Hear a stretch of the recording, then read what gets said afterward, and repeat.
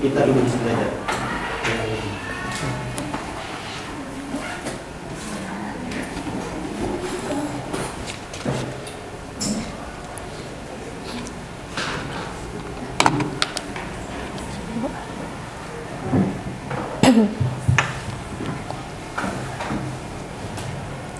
Mohon perhatian hadirin yang kami hormati. Acara akan segera dimulai. Kepada hadirin mohon untuk memperhatikan dengan tenang selama acara berlangsung.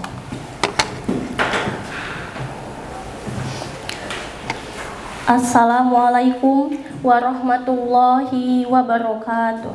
Waalaikumsalam warahmatullahi wabarakatuh. Salam sejahtera untuk kita semua. Selamat pagi, selamat datang kami ucapkan kepada tamu undangan Lokarya Pemanfaatan Hikayat sebagai metode peningkatan literasi, visi, misi, tujuan, dan program kerja komunitas literasi terintegrasi Hikayat. Yang terhormat, Bapak Maliani Rohman SPD MPD selaku Pembina Bintang Skorong. Yang kami hormati, para pemateri yang hadir pada hari ini. Yang kami hormati para tamu undangan yang telah hadir pada hari ini, serta teman-teman panitia yang rela meluangkan waktunya dan tenaganya untuk suksesnya acara kita hari ini. Bismillahirrohmanirrohim. Puji syukur hadirat Allah yang Maha Kuasa karena limpahan rahmat dan hidayahnya sehingga kita semua dapat berkumpul dalam kegiatan hari ini, yaitu Lokarya Pemanfaatan Hikayat sebagai metode peningkatan literasi, visi, misi, tujuan, dan program kerja komunitas literasi terintegrasi Hikayat dengan tema membumikan semangat literasi melalui hikayat. Shalawat serta salam, marilah senantiasa kita sanjung sajikan kepada junjungan Nabi besar Muhammad Sallallahu Alaihi Wasallam.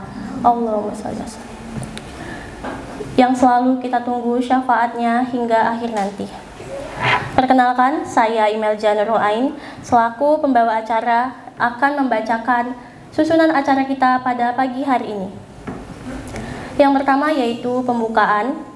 Kedua, menyanyikan lagu kebangsaan Indonesia Raya. Yang ketiga, yaitu kata sambutan dari Bendahara Bintang Skorong.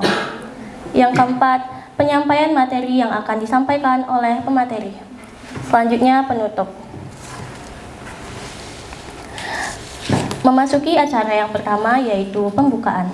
Marilah kita buka acara ini dengan bacaan basmalah bersama-sama. Bismillahirrohmanirrohim. Untuk terus menumbuhkan rasa cinta tanah air, marilah kita bangkit menyanyikan bersama lagu kebangsaan Indonesia Raya yang dipimpin oleh rekan kita Farah Najwa. Kepada Farah disilakan.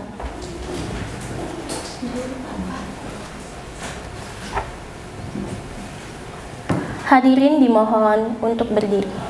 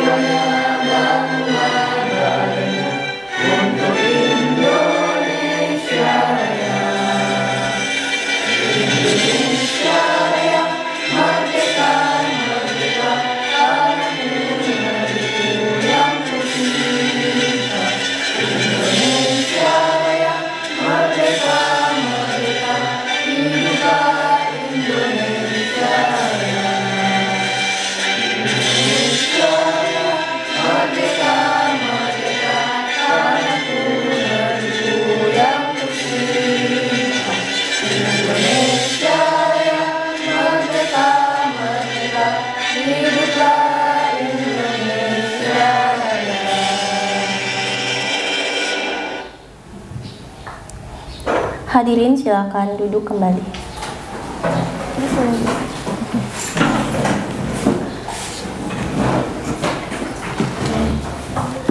Selanjutnya kata sambutan dari Bendahara Bintang Sekorong yaitu Ibu Rapita Aprilia SPD MPD. Kepada Ibu dipersilakan.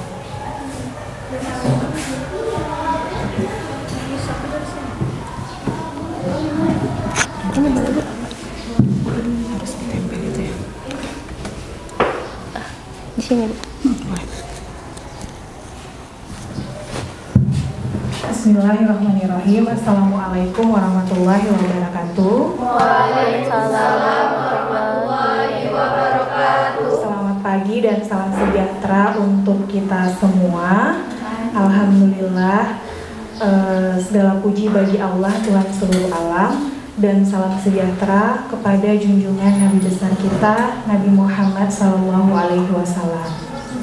Yang saya hormati Pembina Bintang Sekorong Bapak Mahlianur Rahman, yang saya hormati Ibu Pemateri Ibu Juliati MPD, dan juga tentunya yang saya banggakan adik-adik yang hari ini akan berpartisipasi dalam kegiatan Lokakarya ini. Nah, saya bahagia sekali mendapat undangan untuk kegiatan pembukaan ini. Tidak ada persiapan untuk menyampaikan sepatah dua patah kata, ya.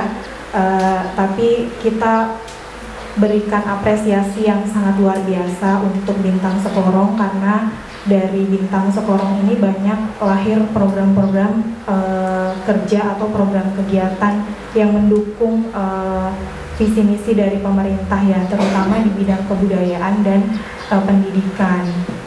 Nah, jadi ada beberapa penelitian yang telah dilakukan di Amerika, ya. Jadi katanya generasi milenial sekarang ini yang sering disebut dengan Gen Z, ya, itu banyak penurunan, ya, terutama di bidang pengelolaan stres. Jadi kemampuan pengelolaan stresnya itu menurun dari Gen Alpha ke Gen Z, dan ini ternyata sangat berbahaya begitu, ya.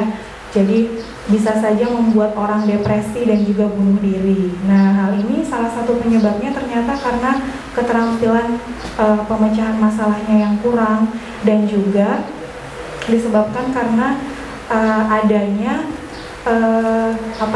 kelemahan nih di dalam berpikir kritis maupun keterampilan inovasinya. Nah, jadi hal ini membutuhkan perhatian yang khusus, ya, dan serius untuk ditangani. Jadi adik-adik hari ini sudah hadir di sini. Saya sangat berharap supaya adik-adik ini dapat mengikuti seluruh rangkaian kegiatan dengan baik, ya. Jadi manfaatkan waktu sebaik mungkin. Tidak semua teman-teman itu mendapat kesempatan untuk mengikuti kegiatan ini, ya. Jadi apa yang sudah diperoleh di sini nantinya bukan hanya menjadi bank data untuk kalian, akan tetapi lebih daripada itu ada outputnya, yaitu praktik baik dan juga kegiatan-kegiatan positif, terutama yang berkaitan dengan tema, ya. Jadi semangat untuk adik-adik, semoga apa yang diperoleh hari ini dapat bermanfaat dan kegiatannya dapat berjalan lancar seperti yang diharapkan. Apabila ada kalimat saya yang kurang berkenan, saya mohon untuk diperbanyak maaf. Saya akhiri dengan Assalamualaikum warahmatullahi wabarakatuh. Waalaikumsalam warahmatullahi wabarakatuh.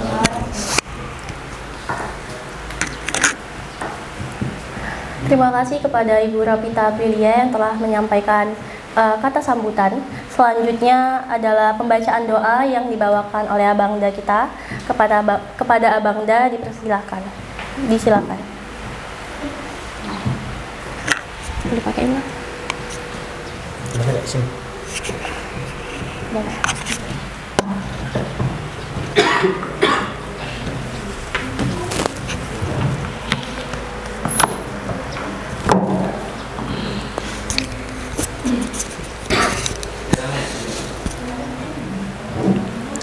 Assalamualaikum warahmatullahi wabarakatuh. Waalaikumsalam warahmatullahi wabarakatuh. أعوذ بالله من الشيطان الرجيم بسم الله الرحمن الرحيم الحمد لله رب العالمين حمدا نافعين حمدا شاكرين حمدا يعافي نعمه ويكافئ مزيده يا ربنا لك الحمد كما ينبغي لجلال وجهك الكريم وعظيم سلطانك اللهم صل على محمد وعلى آل محمد يا الله ya Rahman ya Rahim. Saat ini kami berkumpul dalam rangka acara pelatihan yang diselenggarakan oleh Bintang Sekorong. Ya Allah, Tuhan yang Maha Mengetahui, limpahkanlah kepada kami semua kekuatan dan kesabaran, kemudahan dan keikhlasan, serta kecerdasan dan kearifan selama mengikuti kegiatan ini. Ya Allah, berilah kami ilmu yang bermanfaat, ketahanan yang luas, dan amalan yang Engkau terima selama Engkau mengikuti kegiatan ini, dan berilah kami kemampuan untuk dapat melaksanakannya di tempat tugas kami. Ya Allah, ya Maha Bijaksana, berikan kepada kami iman yang kokoh, akhlak yang mulia. Jadikan kami orang yang beriman dan bertakwa kepadamu, serta pandai mensyukuri segala nikmat-Mu. Rabbana atina fid dunya hasanah wa fil akhirati hasanah wa qina adzabannar. Alhamdulillahirabbil alamin. Assalamualaikum warahmatullahi wabarakatuh.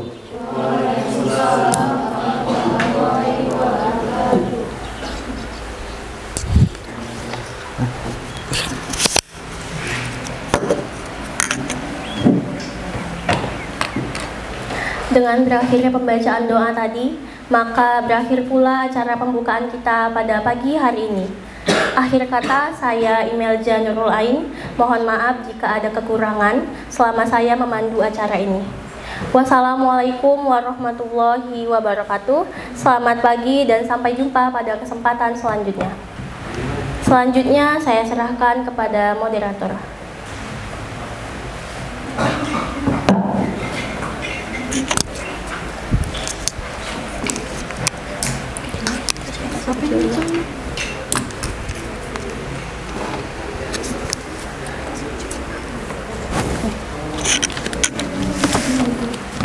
Kasih ya. Baik, terima kasih kepada Kak Imelja selaku MC kita pada hari ini. Tepuk tangan dong untuk kita semua pada hari ini. Oke, sebelum kita memasuki pemateri, arahan dari Bapak Pembina, kita lebih baik foto bersama dulu nih supaya ada kenang-kenangan kita hari ini. Boleh? Boleh. Oke, dipersilahkan untuk semuanya ke depan ya.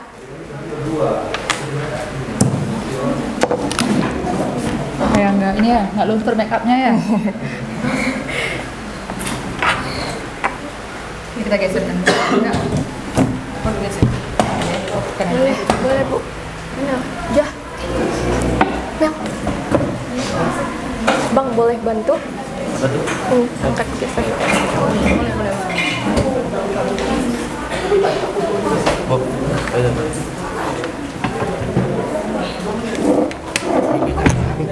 Terima kasih.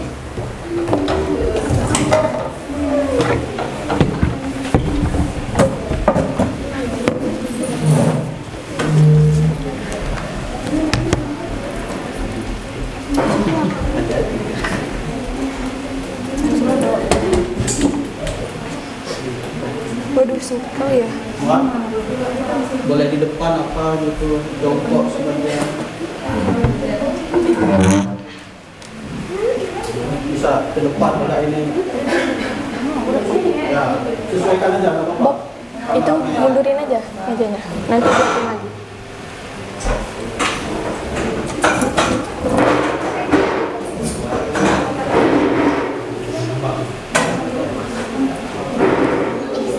Halo, Assalamualaikum Pak.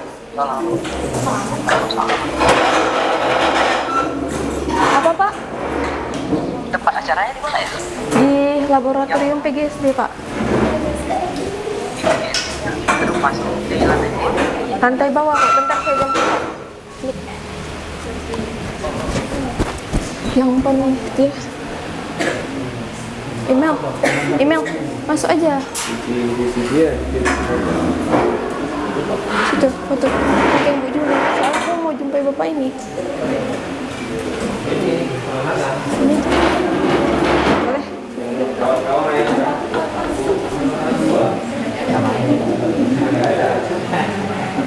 Gak bisa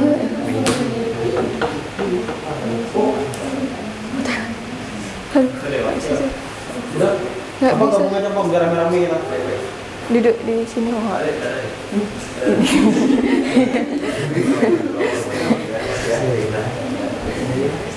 Di sini bang bisa tuh ya. Bisa Bu? Maaf ya bang. Iya.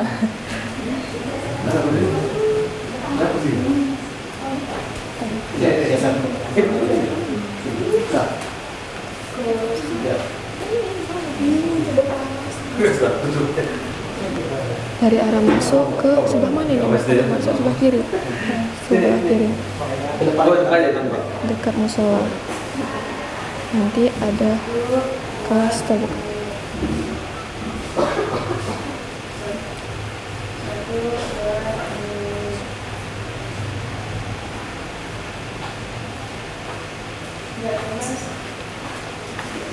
Gini ya.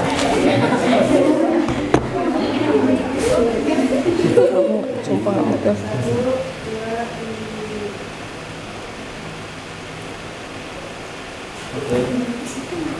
Boleh. Coba lihat dulu bagus nggak nanti Kok foto? berarti saya bilang Sebelah enggak maksudnya bukan perkara cantik gitu Pak. Sudah, oke. sebelum ini Bisa loh. musola. Oh iya. Geserkan aja sebelah sana. Apa enggak sebelah sana?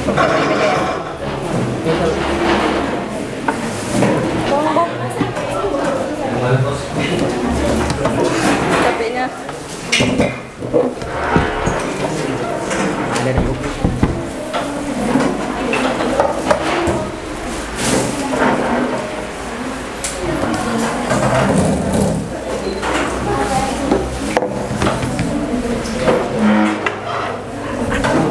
Ibu mau sebelah sini bu. Boy, ini bu. Biar nampak itu. Ya, sebelah sini aja.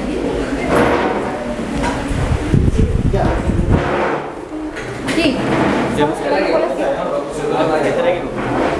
Tarik aja, tarik aja.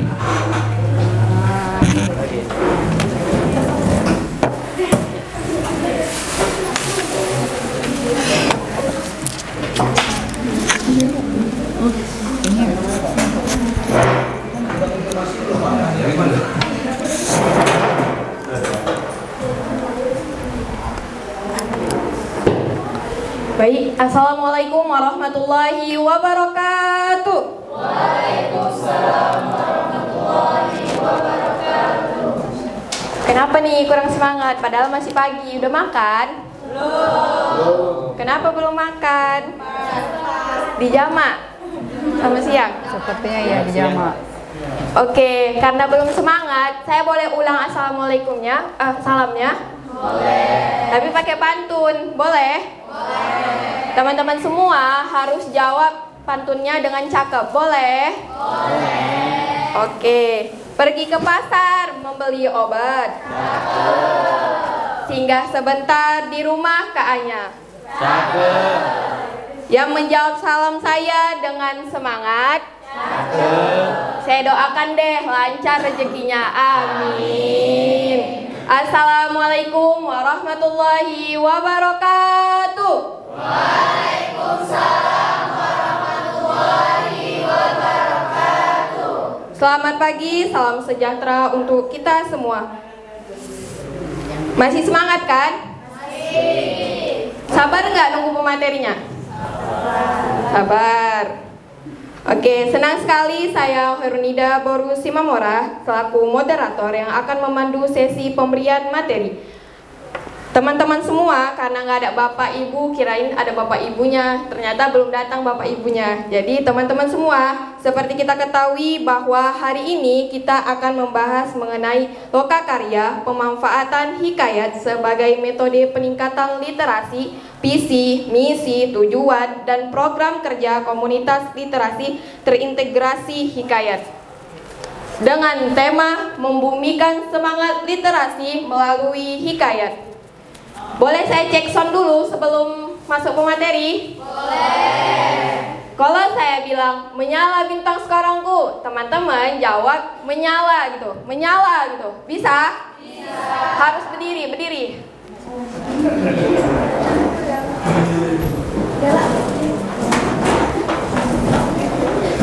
Supaya nggak ngantuk ini gunanya. Jadi selagi pemateri berbicara nanti jangan ada yang ngantuk ya. Kalau ngantuk denda nih. Oke, udah siap Kak? Menyala bintang sekorongku. Menyala. Sekali lagi, menyala bintang sekorongku. Menyala. Sekali lagi dong, menyala bintang sekorongku. Menyala. Oke, terima kasih semuanya. Tepuk tangan dong. Baik, langsung saja teman-teman kita hari ini. Pemateri kita hari ini ialah Ibu Juliati MPD, pendidikan terakhir S1 Universitas Siak Kuala, S2 Universitas Negeri Medan. Beliau sekarang menjabat dosen PGSD Universitas Samudra, dan beliau merupakan wanita yang hebat, ibu yang hebat, dan beliau termasuk dosen PGSD bergerak dalam bidang literasi. Kepada pemateri saya persilakan, tepuk tangan dong. Sampai sini. Apa Bu? Kabelnya itu Sampai. coba. Ibu mau di sini? Iya kayaknya.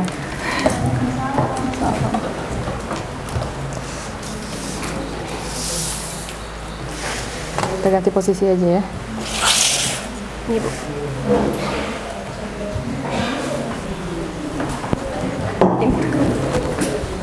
Maaf Bu, Mana kabelnya? Kabelnya mana Kak? aduh. Kabelnya mana Kak? Kabelnya fokusnya. Ada. Itu ya, yang putih itu ya. Salah. Yang Yang mana Ibu? nggak tahu nih yang mana, yang putih nggak bisa kayaknya. Pandai pasangin fokus. Tolong Bu. Tinggal ini. Nanti. Hari ini juga ada Bu. Bang coba kita tes ini. Yang ini Bang. Nggak ada satu lagi. Udah itu aja. Pindah. Ini kok dekat.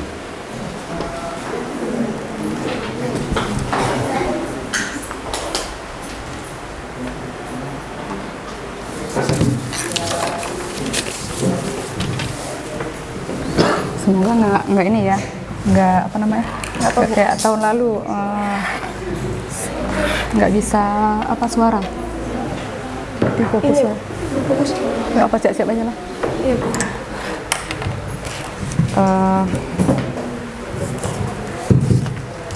Ya baik, Bismillahirrahmanirrahim. Assalamualaikum warahmatullahi wabarakatuh. Waalaikumsalam warahmatullahi wabarakatuh. Apa kabar semuanya? Alhamdulillah. Selamat pagi semuanya ya. Terima kasih sudah sudah berhadir di tempat yang luar biasa ini dengan keadaan yang kurang kondusif ya, bisa kita bilang ya. Jadi hampir-hampir mau hujan gitu ya. Ternyata semoga nggak jadi ya, nggak jadi hujan gitu. Oke, baik. Saya tidak memperpanjang lagi, tapi di sini saya lihat ada beberapa yang dari PGSD, ada beberapa yang saya juga tidak kenal gitu ya. Tapi nanti bisa berkenalan gitu ya. Perkenalkan, nama saya Juliati, biasanya dipanggil Bu Juli ya. Tapi entah ada embel nama lain saya nggak tahu juga ya. Tanya aja lah ke mereka gitu ya. Juli apa gitu ya. Semoga tidak ada yang aneh-aneh ya. Saya sebelumnya meminta maaf jika memang nanti ada kekurangan ya kan. Pada hari ini saya dipercayakan untuk membawa materi tentang literasi dan hikayat Aceh. Ya, di sini ada berapa orang Aceh? Di belakang aja kok, Pak. Coki, Tukar rokeran gitu, Pak. Iqbal, 4 orang. yang cowoknya 2 orang. Siapa lagi? Yang perempuan mungkin ada mewakili? Coki, Iqbal.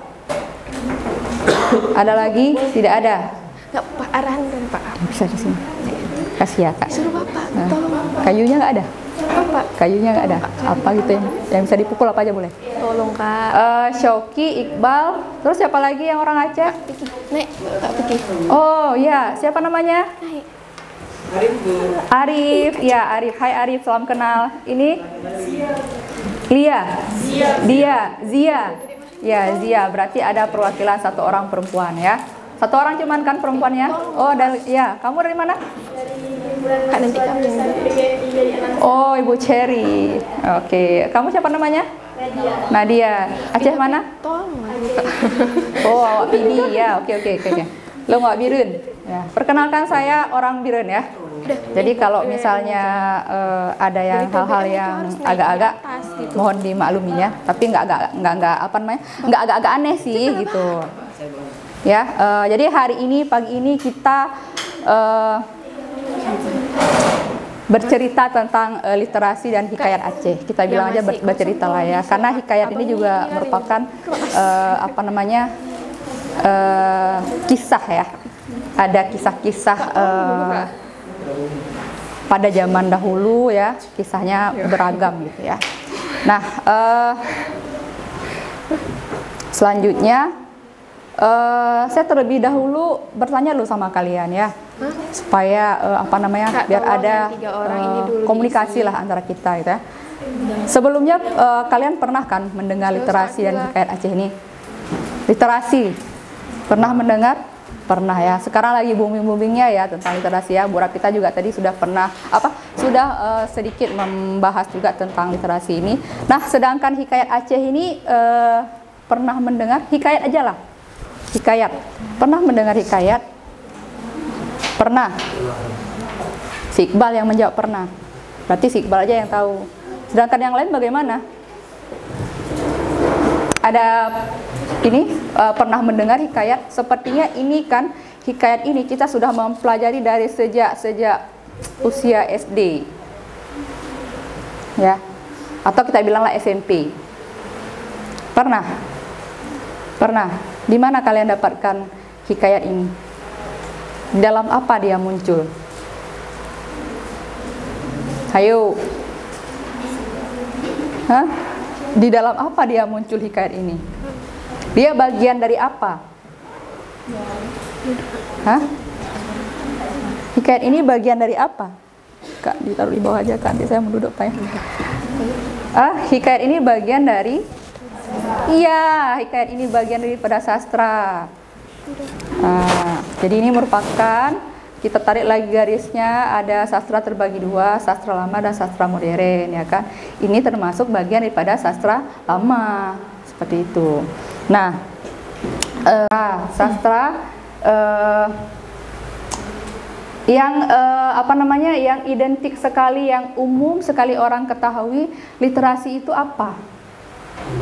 Iya, betul. Yang umum sekali orang-orang ketahui bahwa literasi itu membaca, dan ketiga-tiganya ini memang sama-sama ada kaitannya ke membaca, menulis, ya kan, berbicara, seperti itu ya kan. Ada ketiga-tiganya itu sama.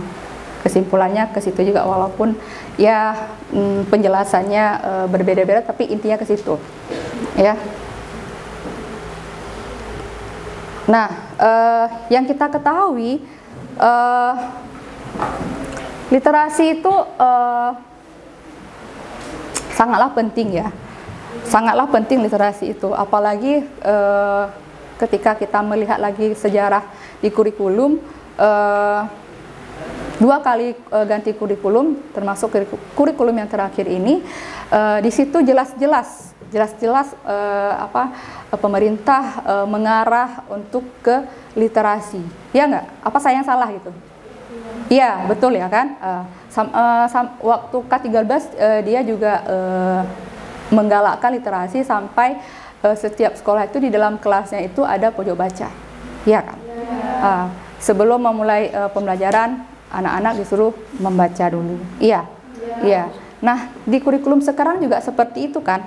Masih juga tentang literasi. Berarti kan pasti ada sesuatu ketika pemerintah menggalakkan tentang literasi ini, pasti ada sesuatu dengan literasi ini. Ada apa? Ada apa dengan literasi ini? Ada apa, Nak? Ada yang tahu? Ada apa dengan literasi ini? Apa yang terjadi di zaman sekarang dengan literasi ini? Sehingga muncullah betapa pentingnya literasi ini, ya kan? Berarti karena ada sesuatu hal, makanya literasi ini sangat digalakkan gitu. Yang pertama yaitu untuk meningkatkan kemampuan berpikir kritis. Itu, ya. Dengan ada literasi ini, maka dengan anak misalnya kita menggalakkan dia untuk membaca, maka otomatis akan berpengaruh ke pola berpikirnya. Ya kita sendiri aja lah ya kan. Kita kalau misalnya banyak baca pasti banyak tahu, banyak kita lihat, banyak juga yang kita tahu, wawasan kita bakal bertambah seperti itu ya kan. Tapi kalau misalnya sebaliknya kita tidak membaca, kita tidak banyak melihat ya sesuatu hal yang memang yang bermanfaat untuk kita, otomatis kan akan berdampak juga ke kita. Ibaratnya kalau misalnya dalam perkuliahan lah ya kan, karena kita ini kayaknya umumnya mahasiswa gitu ya, dalam perkuliahan lah kita bilang contoh dekatnya. Kalau misalnya kita tidak membaca misalnya tentang materi hari ini, otomatis kan kita tidak tahu apa-apa kan, contoh kecilnya. Tapi dengan kita membaca bukan lagi dari satu referensi ke referensi yang lain, otomatis pasti banyak yang kita ketahui. Nah begitu juga sebaliknya ini. Jadi literasi itu penting untuk meningkatkan kemampuan berpikir kritis. Selanjutnya bisa membuka akses ke pengetahuan dan informasi ya, yang kita ketahui. Banyak baca banyak tahu ya.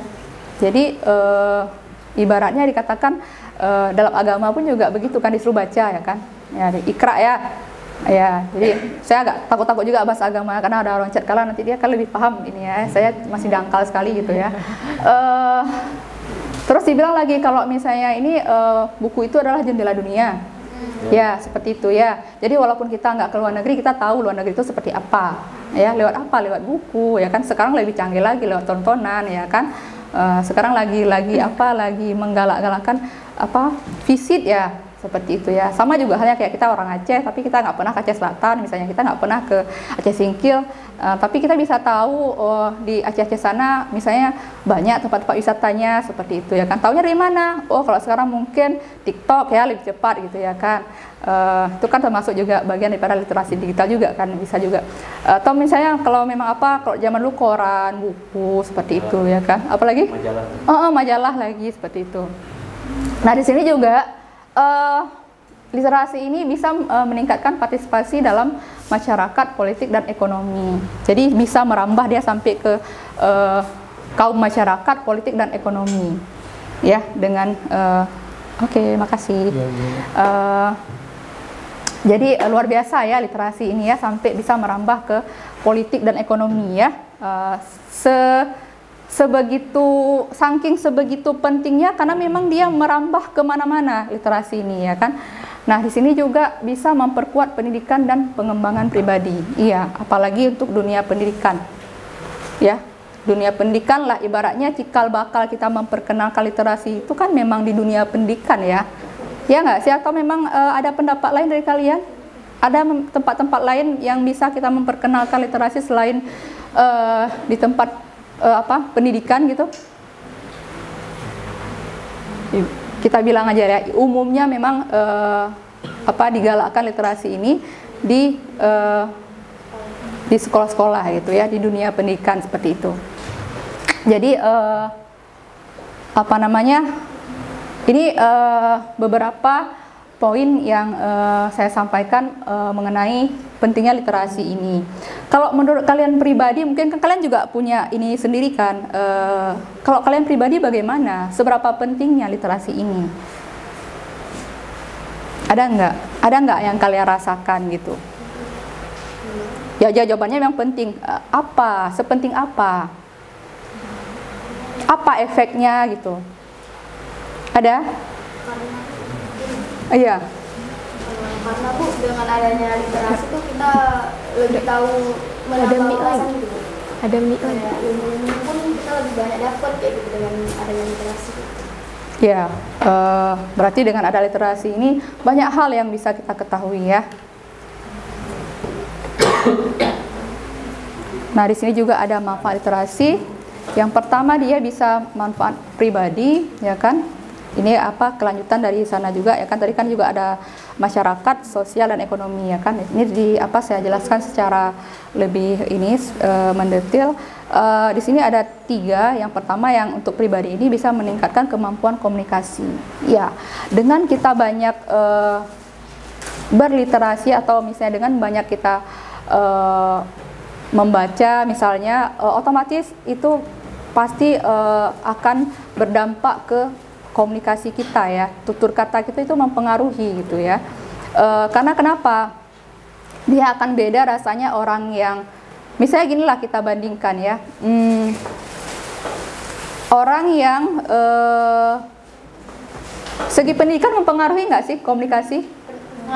Mempengaruhi ya, kita bilang aja lah gitu. Berarti kenapa saya bilang segi pendidikan? Karena mungkin ilmu yang di SMA ibaratnya mungkin masih segini, ketika kita kuliah kita bertambah lagi segini. Jadi otomatis kita bilang lah dari segi wawasan mungkin agak sedikit bertambah dari yang jenjang SMA. Berarti dia pun akan berefek dari apa ke komunikasinya gitu ya. Pasti akan ada perbedaan. Tapi itu coba kalian rasakan sendiri ya, apakah memang statement itu memang betul atau tidak gitu ya. Tapi kayaknya sedikit banyaknya ada pengaruhnya.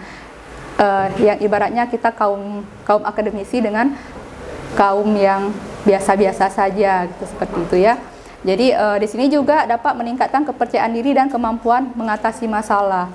Jadi kalau misalnya memang kita apa namanya yang punya wawasan lebih bagus, otomatis kita bisa kan menyelesaikan masalah kita. Kita tahu oh kalau misalnya kejadian seperti ini kita sebagaimana ya, sikap apa ya yang harus kita ambil, ya nggak sih, mempengaruhi nggak sih, apalagi kalau ibaratnya setingkat kalian mahasiswa, kalian sudah dikatakan sudah dewasa ya kan, ketika misalnya di rumah lah kita bilang kan punya sebuah masalah, misalnya bukan masalah yang dalam tanda kutip misalnya itu, ketika orang tua kita misalnya kebingungan, otomatis kan kita bisa juga ibaratnya dia bagaimana bang, bagaimana kak, apa kira-kira solusi dari kakak, dari abang. Ada nggak kalian misalnya dilibatkan seperti itu? Ada kan? Dan apa namanya? Di situ kan sebuah tantangan buat kita pribadi yang dipercaya untuk bisa apa namanya memberi sebuah solusi atas masalah yang terjadi dalam lingkungan keluarga kita misalnya, ataupun misalnya dalam pertemanan ini, ketika misalnya kawan kita curhat seperti itu ya kan, kita bisa kan memberi, ada sebagian yang bisa memberi masalah kan, bukan masalah apa, memberi solusi masalah, memberi masalah ada juga sih ketika memang dia salah memberi solusi, itu akan menambah masalah. Oke. Oke, maaf ya, makanya saya udah minta maaf di awal. Terus yang untuk sosial, yang sosial ini meningkatkan hubungan sosial melalui pemahaman antar individu gitu ya. Jadi apa namanya, karena kita memang ini makhluk sosial ya kan, otomatis memang apa namanya, kita tidak akan lepas dari hubungan interaksi dengan individu yang lainnya ya. Ya seperti sekarang ini kita lagi berada di ruangan yang apa namanya, ya meningkatkan hubungan sosial melalui antar individu ya. Jadi di sini pun nanti kalian yang ibaratnya tidak kenal menjadi kenal seperti itu. Yang kedua, mendukung demokrasi melalui partisipasi yang lebih baik. Ya. Negara ini masih negara demokrasi nggak sih? Masih ya, mudah-mudahan masih ya. Hah? Masih apa? Berlaku ya, masih berlaku. Alhamdulillah berarti ya. Jadi di sini juga saya jadi teringat yang kejadian. Ini sedikit cerita ya. Entah saya yang memang nggak tahu apa-apa, entah saya yang kepolosan, entah apa, tiba-tiba mahasiswa Unsam, dia kan nggak tahu saya kan, nggak mungkin begitu, hei saya dosen, nggak mungkin gitu kan, malu-maluin aja kan. Jadi saya dengan polos, dek mau kemana, ada acara apa? Ibu nggak tahu ya, yang lagi heboh sekarang ini. Langsung saya tancap gas kan, memang aku nggak tahu sih sebenarnya gitu kan. Jadi saya nggak memperpanjang lagi, nggak saya tekankan lagi, emang ada apa sih dek, nggak saya tanya lagi gitu, saya jalan terus gitu kan. Rupanya mereka demo ke DPR. Ke DPR itu kan. Barulah saya lihat di entah Instagram Tanyo Langsa, oh Allahu Akbar, rupanya ini yang didemo mahasiswa gitu ya kan. Gitu ya. Ya Allah ya Rabbi. Jadi ini pun juga mendukung demokrasi melalui partisipasi yang lebih baik. Jadi dengan literasi ini pun juga bisa mendukung demonstrasi yang lebih baik ya kan. Nah, sini juga ada manfaat ekonomi, yaitu bisa mengurangi kemiskinan dengan memberi akses ke pekerjaan dan peningkatan keterampilan. Nah, yang kita ketahui, kita kan agak-agak lumayan banyak penganggurannya ya kan. Mungkin salah satunya dipengaruhi karena faktor literasi tadi ya kan. Karena kenapa? Mungkin salah satunya malas membaca, malas mencari informasi. Ketika dia ibaratnya bersosial media, tidak bersosial media secara positif atau baik, dia lebih kepada opa-opa Korea gitu ya kan mungkin ya, atau apa sih yang lagi tren untuk anak-anak muda sekarang gitu ya kan. Jadi harusnya kalau misalnya ibaratnya dia memanfaatkan informasi digital ini, literasi digital ini gitu ya kan, itu kan masuk bagian daripada literasi digital juga. Dia bisa mencari berbagai hal di dalam dunia maya ya. Dia bisa mencari apapun itu. Misalnya dia bisa mengakses. Saya sering mendengar mahasiswa ini dia punya Instagram tapi dia tidak tahu info apa-apa, apalagi yang berhubungan dengan dunia pendidikan. Hai, kita bilanglah seperti beasiswa gitu ya kan. Dia bilang, nah lanjut aja lah kuliahnya, nggak ada uang bu. Loh, kok nggak ada uang? Sekarang nggak ada pakai uang lagi, saya bilang gitu kan. Masa iya sih bu nggak pakai uang? Iya loh, nggak ada pakai uang. Misalnya saya bilang kan, terus informasinya di mana terdapat? Lah di Instagram, Facebook cukup banyak, saya bilang itu kan. Apa iya bu? Jadi selama ini main Instagram ngapain? Berarti buat story ya kan. Nah harusnya kita main Instagram sambil nyelam aja ya kan. Sambil kita juga mencari informasi tentang beasiswa di situ ya kan. Harusnya seperti itu sih, tapi ya kembali lagi ke pribadi sendiri ya. Tapi yang diharapkan memang kita sebagai calon guru, kita sendiri memang yang harus lebih duluan sadar dengan literasi ini ya. Nah yang kedua, bisa meningkatkan produktivitas dan inovasi ya. Dengan kita berliterasi ini otomatis mempengaruhi kepada produktivitas dan inovasi kita. Karena kenapa? Orang banyak baca itu banyak idenya, ya nggak sih? Ya ada aja ide dia. Apalagi? Iya, jenius gitu ya. Jadi ada aja. Kalau kira-kira ibaratnya buntu, kita pasti cari kawan yang agak-agak. Coba lah aku tanya sama si ini ya. Biasanya dia banyak idenya. Kadang-kadang nggak terpikir ada idenya. Luas pemikirannya gitu. Walaupun ide-ide bodoh ya. Ide bodoh dalam tanda kutip canda. Di sini juga ada tantangan dalam pengembangan literasi. Jadi ternyata memang ketika kita ingin memperkenalkan sesuatu itu pasti punya tantangannya ya kan. Tidak bisa dipungkiri ya kan. Begitu juga dengan literasi ini, dia juga mempunyai tantangannya. Yang pertama, tantangan untuk tingkat literasi yang rendah. Yang pertama, akses terbatas ke pendidikan dasar. Misalnya seperti kita lihat daerah-daerah yang agak-agak terpencil seperti itu ya kan, otomatis dia pasti mengalami kendala mengenai mengakses tentang literasi ini ya. Mungkin mahasiswa-mahasiswa sekalian ini yang semua ada di sini mungkin pernah kalian dalam rangka seperti kampus mengajar kan, kalian pernah dikirim ke daerah-daerah yang agak-agak di situ pun juga kalian juga mendapatkan kendala ketika ingin memperkenalkan sesuatu, ketika kalian ingin misalnya tentang media saja lah ya, sedikit saya bahas mungkin ini tentang media saja pun itu juga ada kendala. Apa kendalanya? Internetnya seperti itu ya kan, payah ya kan Kak Diva kan. Terus ada juga digital divide ini. Jadi di sini juga ada ketimpangan dalam akses teknologi, terutama di daerah pedesaan. Hampir sama juga tadi ya.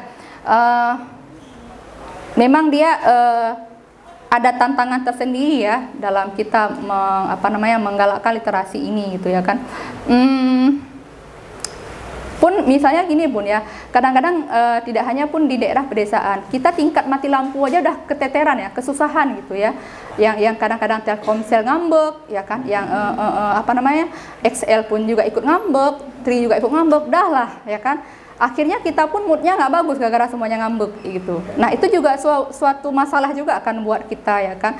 Misalnya contoh misalnya kan pada saat misalnya kita ingin mengajar tentang misalnya bercerita gitu misalnya kan, kita mau udah kita persiapkan sebagus-bagus mungkin, rupanya jaringan tidak bagus. Akhirnya tidak bersahabat, kita pun berputar otak bagaimana caranya gitu ya kan, atau kalau memang tidak dapat pun idenya akhirnya nggak jadi. Nah itu juga merupakan sebuah kendala. Di sini juga dibahas lagi tentang kurangnya sumber daya. Kurangnya sumber daya ini termasuk kurangnya buku, bahan ajar dan tenaga pengajar yang berkualitas. Ya mungkin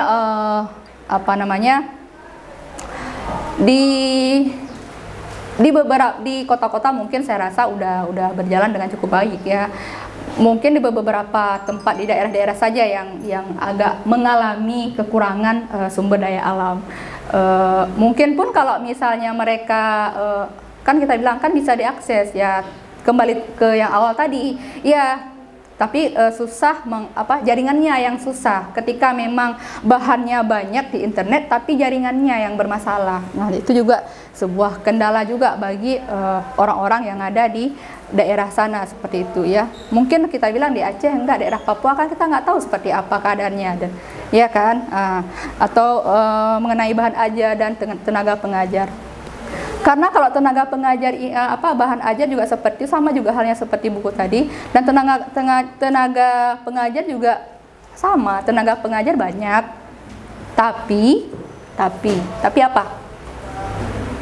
Tenaga pengajar banyak tapi yang berkualitas itu yang masih dipertanyakan. Nah, misalnya apakah guru-guru sekarang ini sudah berkualitas?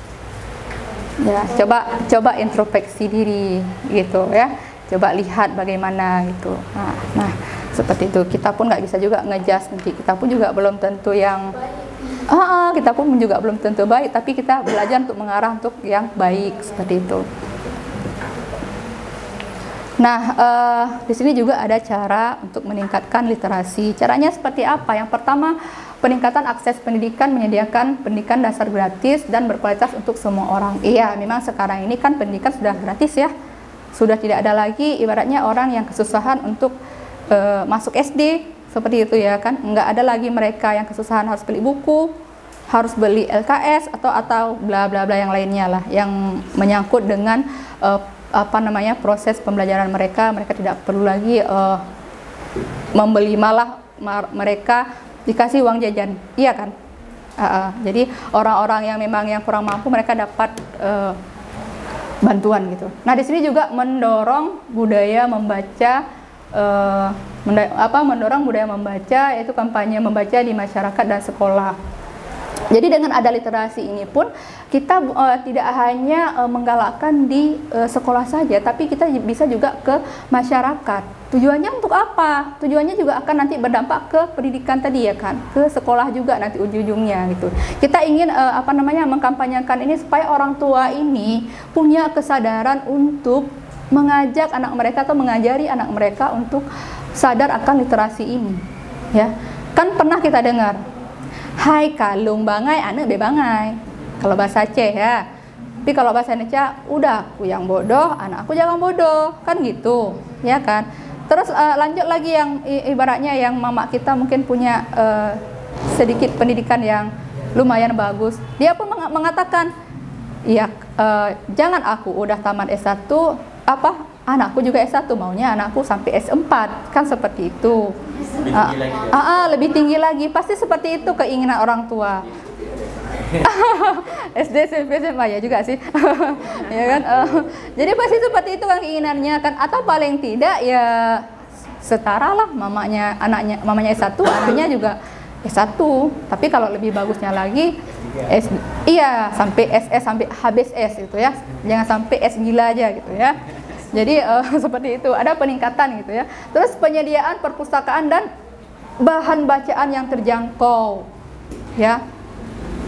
Saya rasa kalau sekarang ini memang masih ada nggak ya kekurangan buku-buku di perpustakaan? Kita bilang aja untuk lingkungan sekolah saja. Masih ada, masih terdapat. Masih banyak ya. Banyak sekali ya. Karena pun kita nggak usah membahas perpustakaan kampung ya, desa gitu ya. Sebenarnya ada juga kan. Kita bahas saja lah yang untuk lingkungan sekolah saja.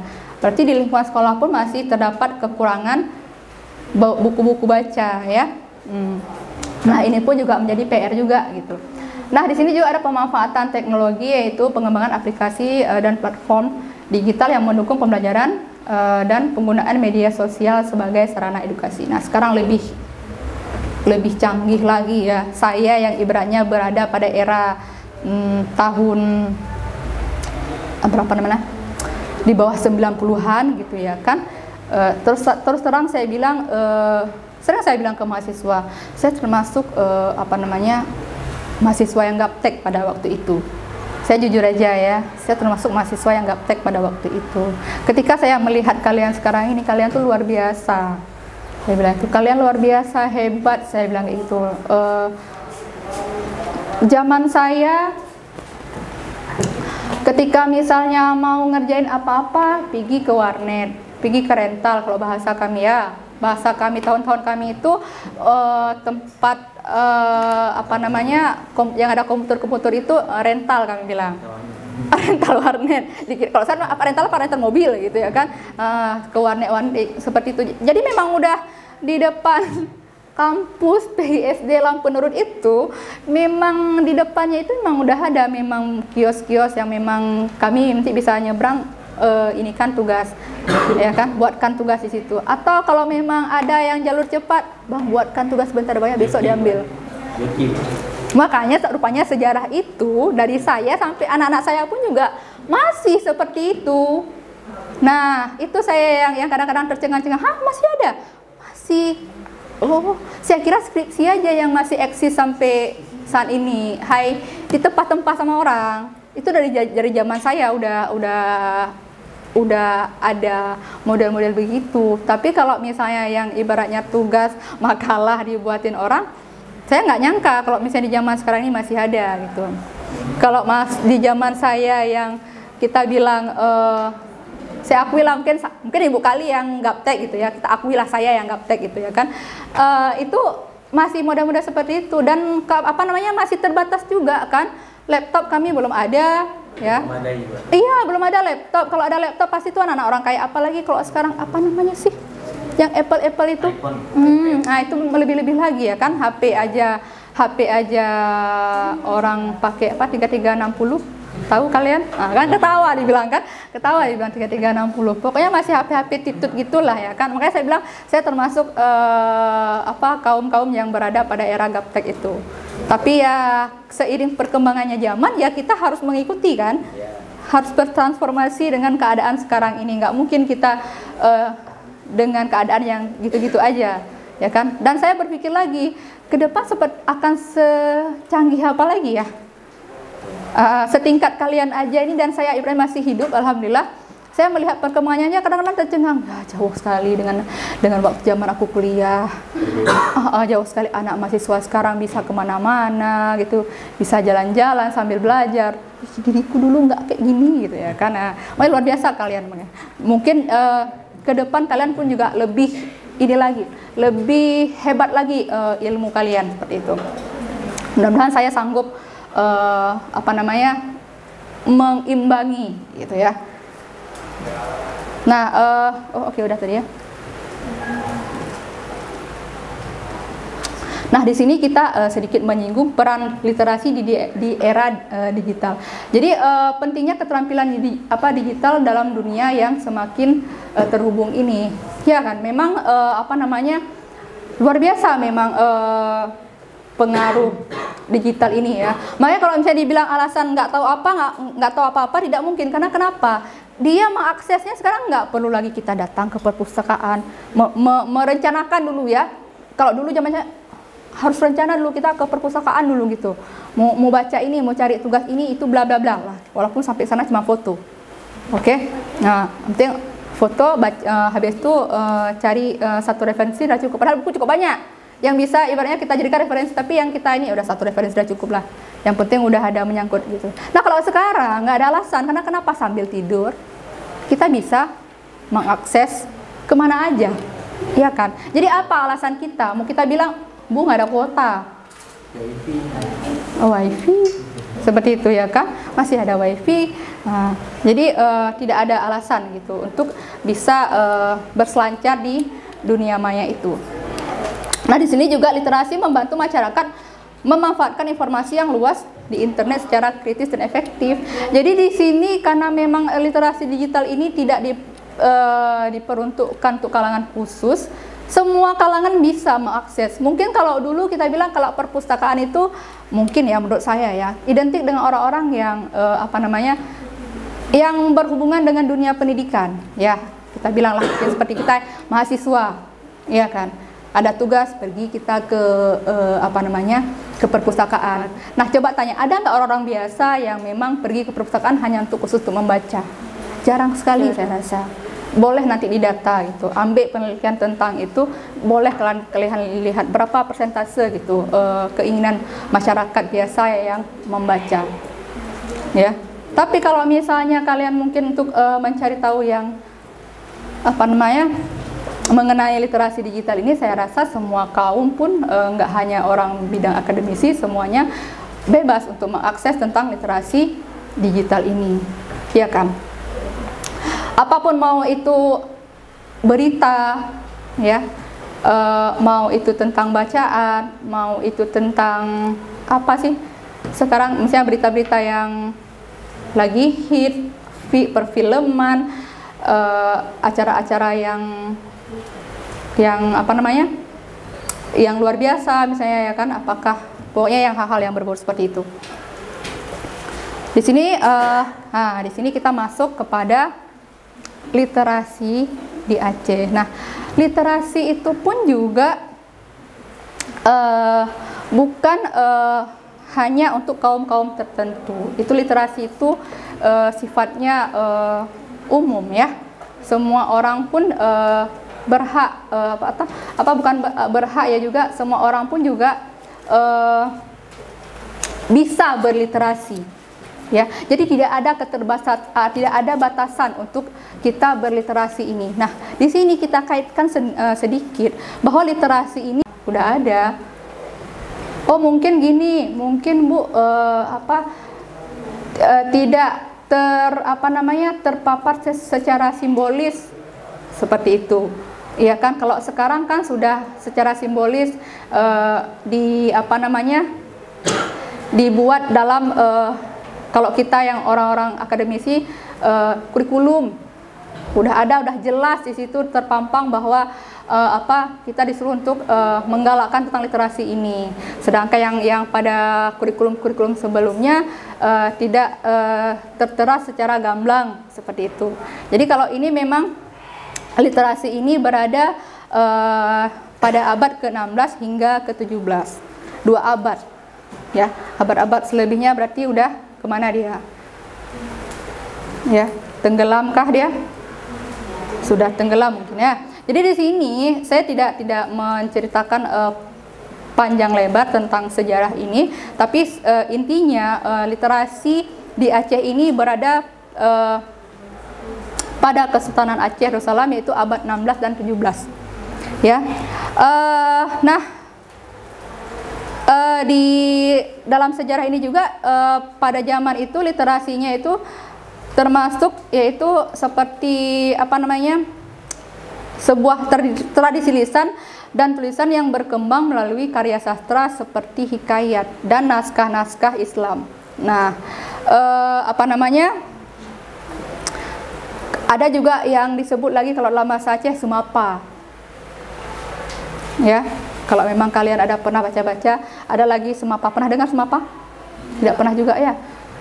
Sekarang kan udah mulai ini juga ya, udah mulai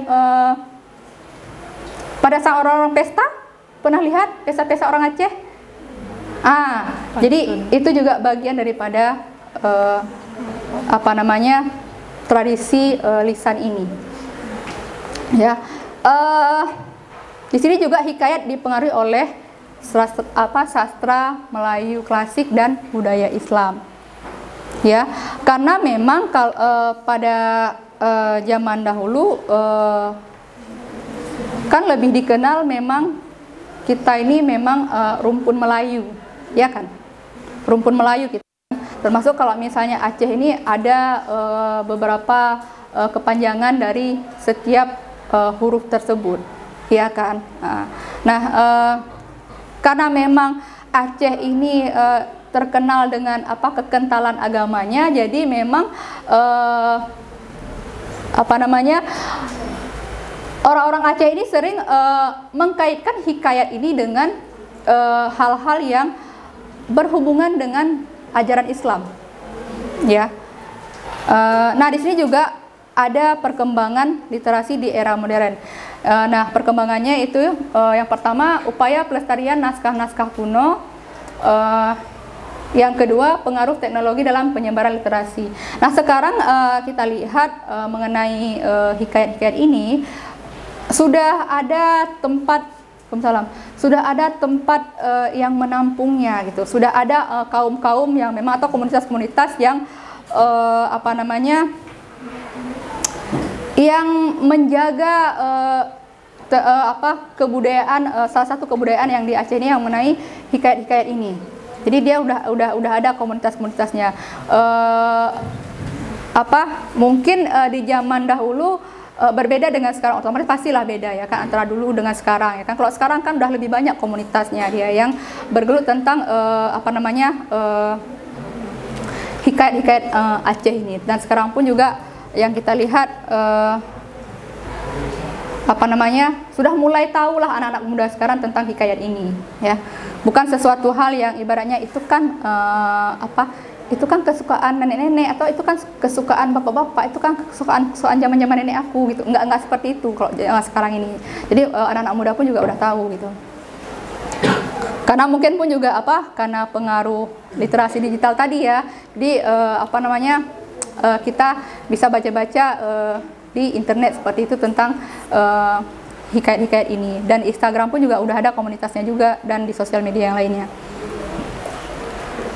Nah, di sini kita sedikit banyaknya saya menjelaskan bahwa hikayat ini merupakan sebuah karya sastra tradisional ya, yang bercerita tentang sejarah dan kepahlawanan serta ajaran moral. Nah, kalau zaman-zaman dahulu itu ketika misalnya ingin menceritakan sejarah, mereka pasti menceritakannya melalui sebuah hikayat. Orang-orang zaman dahulu memang beda emang ya, orang zaman dahulu dengan orang sekarang ya. Kalau orang sekarang kalau mau bilang apa-apa ya udah langsung belak-belakan bilang gitu ya kan. Kalau orang zaman dahulu banyak melalui hikayat lah cara penyampaiannya ya kan, melalui hadimaja lah gitu ya kan, ataupun melalui bahasa-bahasa kias yang lainnya. Kadang-kadang saya sampai sekarang saya masih orang tua saya bilang gini, bahasa Aceh ya, gabu mana gabu itik, gitu kan. Terus dia bilang, apa itu mak? Karena itu perdana sekali dengar, gabu mana gabu itik. Apa itu mak? Enggak, kita lagi sibuk, dia pun sibuk. Oh itu. Jadi sekarang pun ketika misalnya dalam kondisi yang seperti itu, saya pun kadang-kadang bilang juga dengan misalnya teman-teman yang sebaya ataupun dengan adik, kah gabu mana gabu itik. Jadi itu apa dalam keluarga saya sendiri ya, antara saya, adik dan abang saya gitu ya kan. Jadi orang-orang dulu modelnya seperti itu. Jadi cara-cara penyampaiannya itu beda dengan kita zaman sekarang ya. Nah di sini juga dalam hikayat ini kebiasaannya memang dia menceritakan tentang kepahlawanan ya, karena memang seperti misalnya bagaimana kepahlawanan Iskandar Muda itu diceritakan melalui hikayat ya. Terus misalnya ajaran-ajaran moral yang kira-kira ada misalnya satu kaum yang memang ajaran moralnya bagus, itu juga bisa dihikayatkan. Jadi kebanyakan memang apa-apa dihikayatkan. Mau cerita misalnya kejadian misalnya terbentuk pulau apa misalnya, itu juga dibuat dalam bentuk hikayat. Seperti itu ya. Nah, di sini fungsi hikayat dia sebagai sarana hiburan, pendidikan dan penyebaran nilai-nilai agama dan budaya. Jadi orang-orang zaman dahulu caranya seperti itu, baik cara penyampaiannya itulah jalannya melalui hikayat. Ya, memang kan sama juga halnya seperti penyebaran agama ya, beda-beda caranya. Tapi kalau orang Aceh identiknya ya seperti ini, dia melalui hikayat. Di hikayat itu dia bisa apa saja dia olah gitu. Mau dia misalnya kalau misalnya mau untuk misalnya acara-acara yang kira-kira kayak tontonan misalnya acara-acara kawinan, mereka bisa bawa hikayat-hikayat yang punya unsur-unsur hiburan gitu. Terus kalau misalnya disesuaikanlah dengan keadaannya. Nah, jadi itu ya. Nah, di sini jenis-jenis hikayat ada hikayat sejarah, yaitu dia menceritakan tentang tokoh-tokoh penting seperti yang saya sampaikan tadi. Ada juga hikayat religi yang mengandung ajaran moral dan keagamaan seperti itu. Nah, pengaruh Islam dalam hikayat ini, nah, ada juga pengaruh unsur agama di sini. Banyak hikayat yang mengandung unsur dakwah dan ajaran Islam. Ya, dalam hikayat ini orang-orang ketika misalnya seperti yang saya bilang tadi, ketika ingin menyebarkan agama, mendakwahkan mereka menyebarkannya melalui hikayat ini. Orang-orang zaman dahulu. Nah, penggunaan bahasa Melayu sebagai bahasa pengantar keagamaan.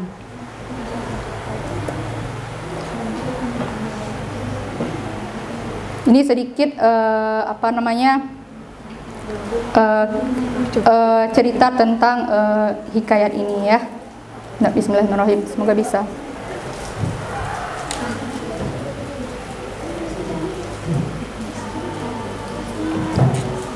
Kok nggak bisa bersuara ya? Atau mau di HP aja Bu? Di HP Pakai mic gini Bu. Sudah suara. Saya nggak ada ini pula.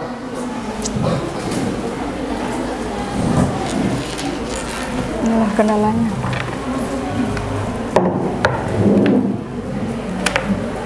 Bentar ya.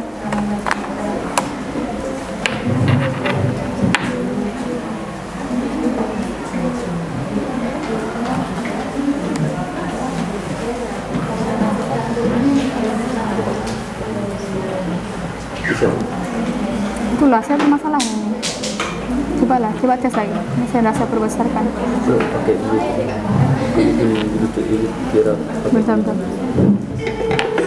Jika negeri belahan Asia Barat sana ada yang dapat julukan sebagai negeri 1001 malam, tetapi Aceh layak juga disebut sebagai negeri 1001 hidup. Ini kenapa ada ya?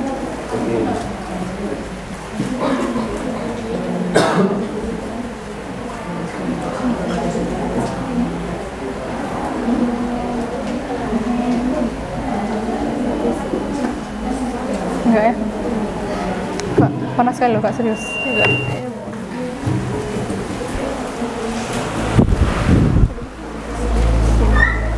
Enggak ya? Gimana? Nggak bisa.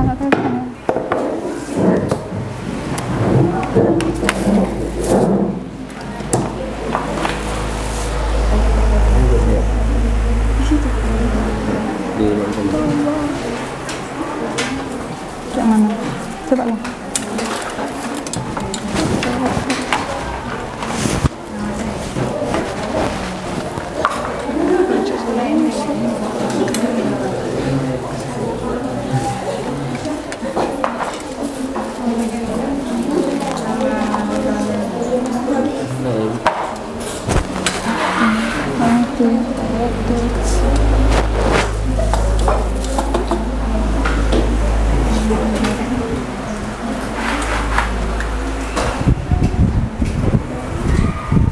Ini videonya ada di HP. Di dalam PPT nggak ada. Maksudnya kita gambarnya kita masuk ini aja, tapi nanti di HP di ini ya, gitu ya. Oh suaranya ya, oke. Ini nggak mau on dia. Oh ya dah. Oke. Boleh Kak. Halo, assalamualaikum Pak.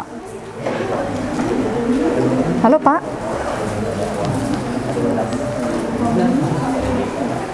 Halo Pak.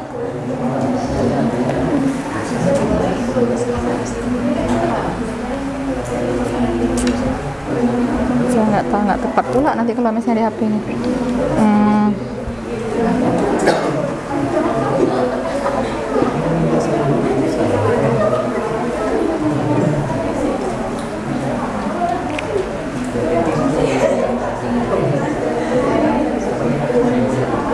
Hikayat Aceh.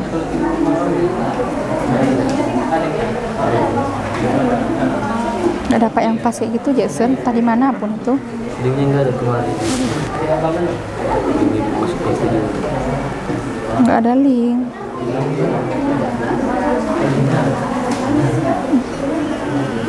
Oh ini nih UTPM tuh. Iya hikayat PM tuh.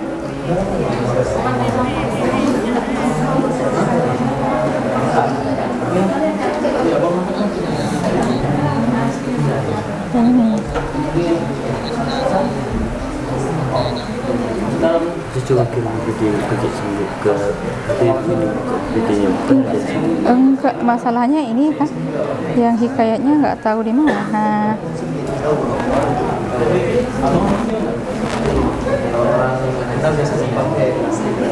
Oh ya ini. Putarkan ya Jackson. Sebagai negeri 1001 malam, tetapi Aceh layak juga disebut sebagai negeri 1001 hikayat. Gelar ini juga layak disandang oleh daerah paling barat Indonesia itu dengan tanpa menampilkan gelar-gelar lainnya seperti Serambi Mekah, Tanah Rencu, Negeri Iskandar Muda, Negeri Syariah Islam, daerah Moda atau julukan lainnya. Gelar 1001 hikayat karena Aceh memang banyak menyimpan kisah lama akan kejayaan Iskandar Muda yang selalu dikenang sepanjang masa. Kisah-kisah itu di Aceh bukan lagi menjadi sebuah dongeng, tapi dianggap sebagai hikayat. Di balik itu semua, dari beberapa dekade, Aceh banyak juga melahirkan penyair hikayat. Sebut saja, salah satunya almarhum Tunku Adnan Pendo, sudah dikenal banyak orang hingga mancanegara pada era kejayaannya.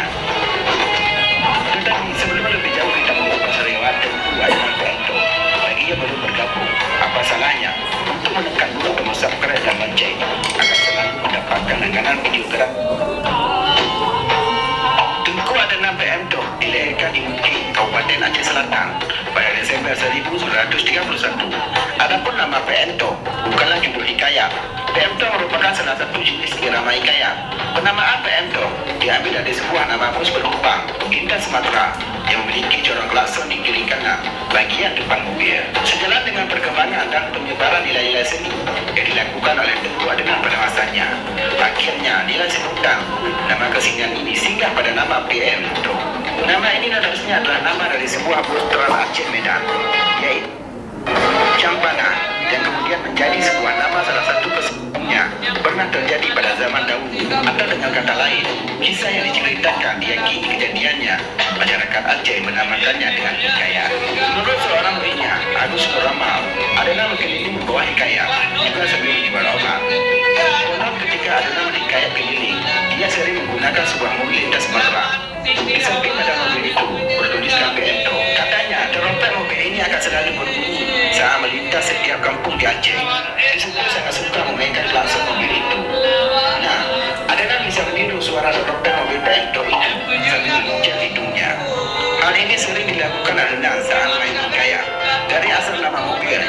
deklarasi mulai tahun 70-an. Inilah gelar PM Toh melekat pada dirinya sehingga namanya lebih dikenal dengan sebutan Tengku Haji Adnan PM Toh. Cerita singkat ini mengantarkan Tengku Adnan menampaki karirnya di tahun 1996 di sebuah pasar malam. Keingintahuan dirinya akan sembunyi terbukti pada saat diundang oleh Panglima Iskandar Muda pada acara ulang tahun Republik Indonesia dan pernah diundang ke Amerika Serikat pada tahun 1968. Keahlian Tengku Adnan dalam menuturkan cerita hikayat Aceh inilah yang membuat nilai hikayat yang biasa hanya diucapkan dengan lantunan musikalitis Aceh berubah fungsi menjadi sebuah hikayat yang memiliki alur cerita yang hidup dan memiliki alur plot yang jelas. Keahlian dalam menghidupkan tokoh lagu dan keahlian dalam berpantun serta diperkuat dengan keahlian memainkan alat musik sebagai adalah Tengku Adnan. Kajian ini sebenarnya erat kaitannya dengan pernyataan Chon Shi Isangger, seorang ya itu sedikit banyaknya salah satu orang pelopor tentang hikayat Aceh, ya, Adnan PM Toh. Jadi dia merupakan orang dari Aceh Selatan, ya, satu kampung dengan Pak Rahman, ya. Jadi dulu waktu saya kecil itu di TVRI Aceh itu ada sering setiap pagi atau sore gitu, pokoknya ada ditampilkan tentang acara beliau ini, ya. Jadi saya termasuk pernah melihat, walaupun pada zaman itu saya masih SD kalau nggak salah, ya tahulah anak SD, ya kan, kalau tontonan begitu tidak terlalu tidak terlalu suka, tetapi memang saya melihat gitu, karena memang tahu sendirilah ya, zaman dahulu kan tidak terlalu banyak channelnya, ya. Jadi otomatis kalau memang ada tontonan lain, ya itu juga sih yang ditonton gitu. Jadi makanya saya sedikit bayangnya saya pernah melihat, tapi kalau kena secara langsung memang belum, tapi pernah melihat gitu. Mungkin kalau zaman kalian udah tidak ada lagi, ya, sudah tidak ada lagi acara-acara seperti ini, ya, yang memang real dia sendiri yang membawakannya gitu. Kalau sekarang ini kan udah versi yang lain lagi, ya kan. Nah, tapi kalau saya dulu tuh malah emang dia langsung saya lihat seperti itu. Nah,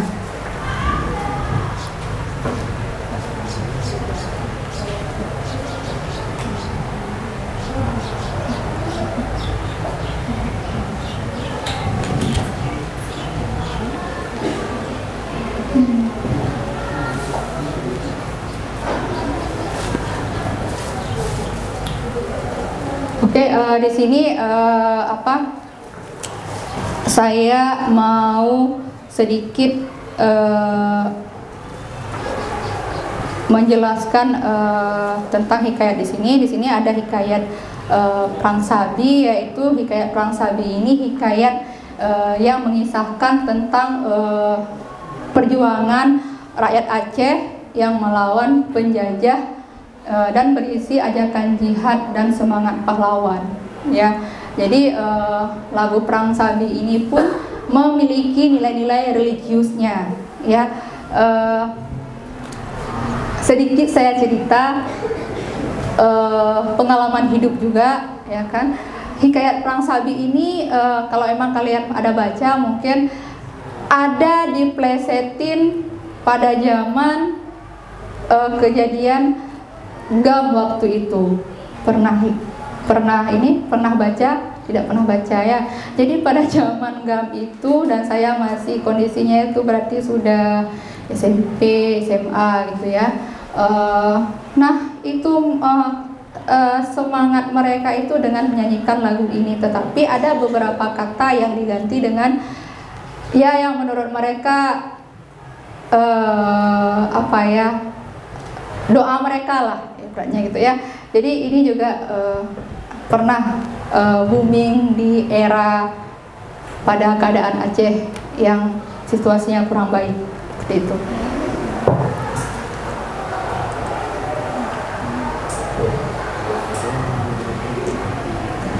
Masalah lagi. Nah, hikayat Perang Sabi ini pun Dia untuk kaum anak muda sekarang, dia dibuat dalam bentuk lirik ya, menjadi sebuah lagu. Ntar ya, ini kondisinya kayak bermasalah di laptop saya gitu.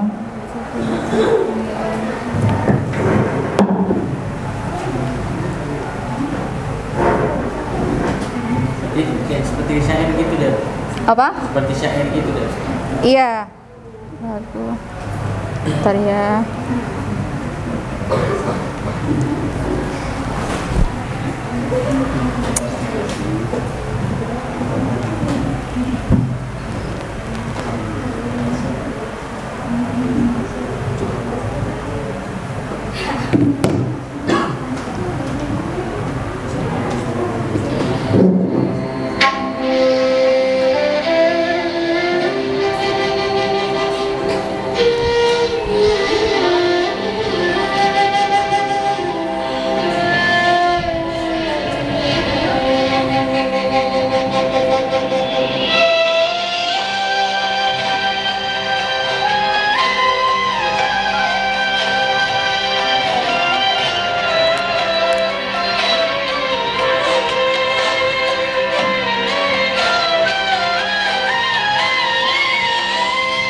Tambah 30, setengah jam lagi kan, tadi mulainya jam 8.30. Harusnya kan jam 8 kan, jam 8 sampai jam 10 harusnya.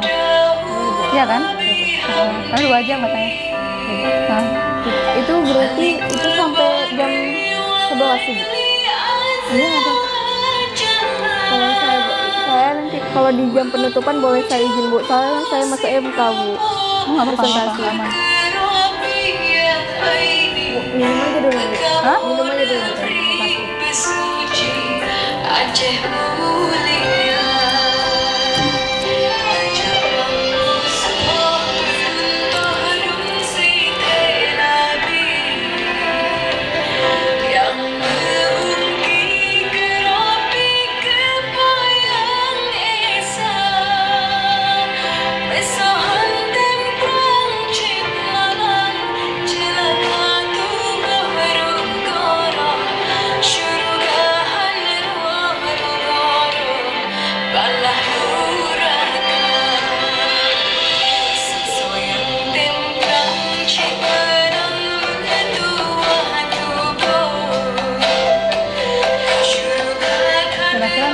Cukup nggak ya? Kalau terlalu panjang kayak saya tampilkan lagunya mungkin nggak ini ya, pokoknya bercover semuanya ini. Atau sebagian aja Bu, Ibu disimpulkan. Simpulkan aja ya. Tapi udah boleh izin jumpain Bu Dini Bu. Oh ya, coba aja. Mungkin masih lagi ke Bu dulu ini kan, jadi acara yang mulai udah molor ya.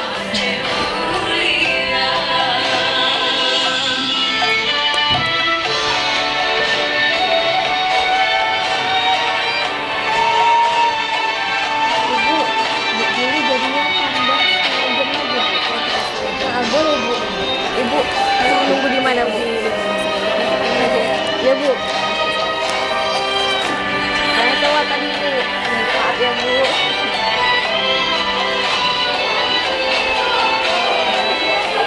Pak, karena tadi telat kata Bu Juli, Ibu boleh nambah setengah jam.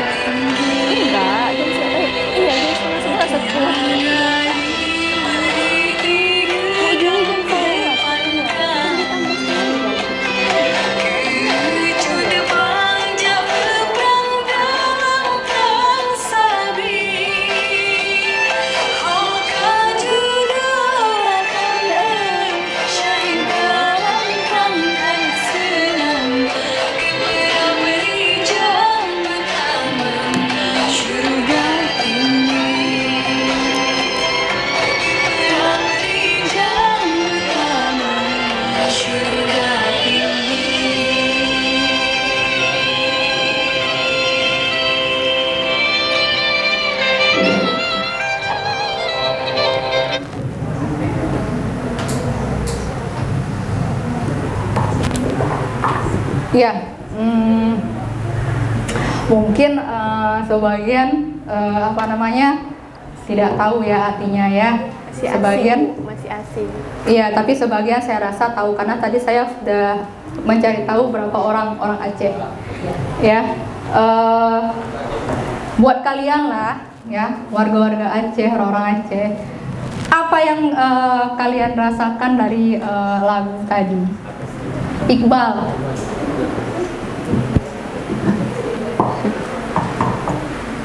Kalau dari saya, Bu, itu yang saya rasakan adalah ajakan dalam bentuk semangat untuk berperang melawan penjajah, dan itu akan dihadiahkan dengan surga, dan mati adalah sebuah kesenangan.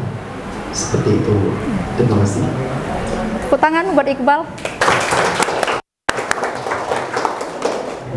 Ini saya tanya juga mewakili dari orang terdekat saya lah, anak saya gitu ya. Yang tanya sama Rizky ya, Syauki. Rizky, kebiasaan panggil Kiki. Menurut saya yang saya dapati dari video yang disampaikan tadi, agak dekat Ki. Untuk mengajak kepada umat Islam untuk tetap bisa mengikuti berjihad kepada Allah, dan semua itu ikhlaskan karena Allah Ta'ala, dan dengan kematian itu diharapkan masuk surga. Ya. Tepuk tangan. Ya, oke. Tepuk tangan buat Syauki ya. Saya mau juga mendengar yang perwakilan anak gadis kita yang dari Aceh. Ini bisa ke depan. Siapa namanya? Zia. Aceh Timur aja kenal. Ya, Kiban Zia. Kenal Zia.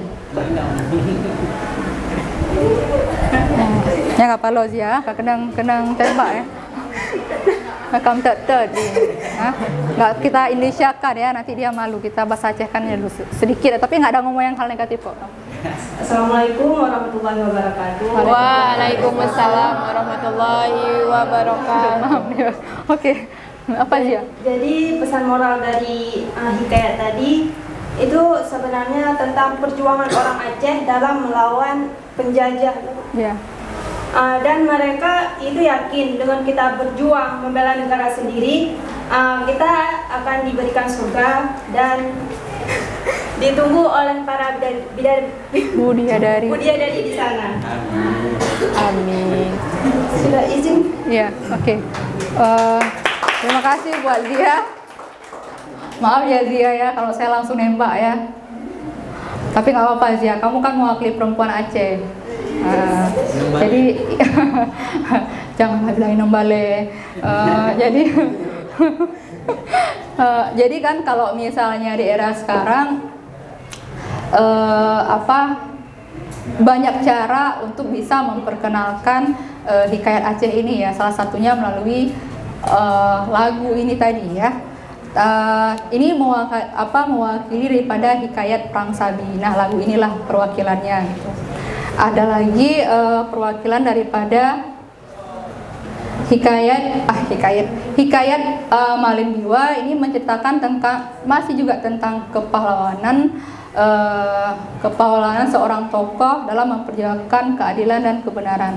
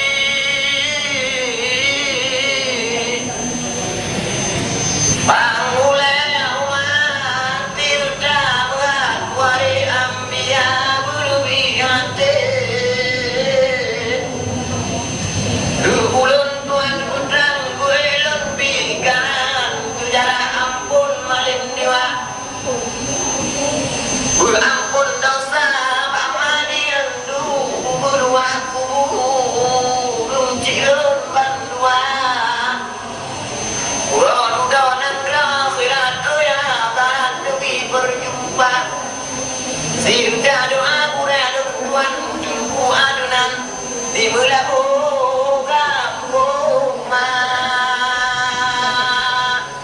Mubarak badina don kubul lungtung turun atai ba'mula. Turun lungtung ba'ulung jamun menanti mukeliling doanya.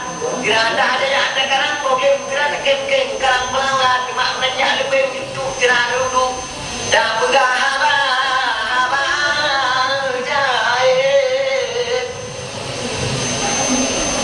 Subhanallah di nalur kuda nanti raja Raja tampuk nang gerapi ada gerajin luar teman raja Ning berkawin nang dabudan Ngan adi menturutan pratawa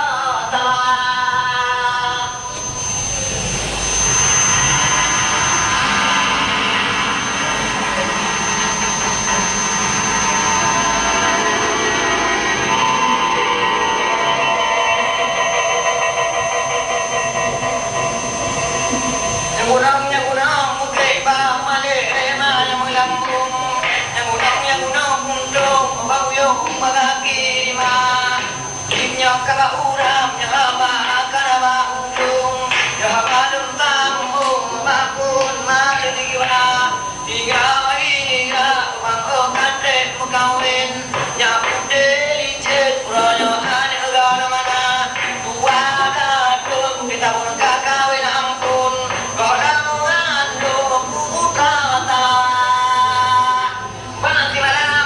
ampun sultan kita yang jangan juga tidak laju tayang letiak purau pak mata yang di dalam kamar tengah malam wahai tunggu bintang biru turwa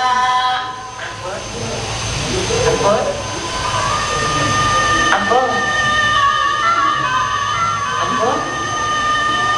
tengah malam banyak kali tengah naik tim jaga ampun sultan bakal yang teman raja Pakalian yang buang petik long tabe-tabe yang kecil jagaan tengah malam macam tengah nyak projun anak kira dia putar tabe tabe kena amdo nek dia mengadong bekan ampun lagi yang teman oh rai kata ada bau dong haki cuma ada buka yang pun terus dan tuan kunta kada kan ada buka tengah malam tuan dengan saya haki ada buka pun tengah malam pun dan tuan kunta lagi kali mau gaduh dia kawin aku terus dah bekal tuan kau amen cuma. Sabi katanya pro, dun dapko ada yang apa? Tu ayah anu katanya kau lahir, kata mari kadang anu piana. Ya itu sepenggal tentang apa namanya hikayat Malim Diwa ya. Seperti yang kita sampaikan tadi bahwa ini pun juga dalam hikayat Malim Diwa ini dia apa namanya masih juga menceritakan tentang kepahlawanan ya, kepahlawanan seorang tokoh, yaitu tokoh-tokoh yang ada di Aceh seperti itu. Jadi dibuat dalam bentuk hikayat. Nah ini versinya berbeda kan, kalau yang tadi kita kan dalam bentuk nyanyi ya, lirikan ya. Kalau ini dia lebih kepada seperti sebuah pertunjukan ya. Sebenarnya saya ada juga ini pertunjukan yang kalian bisa melihat apa saja sih yang ada dalam pertunjukan tersebut gitu.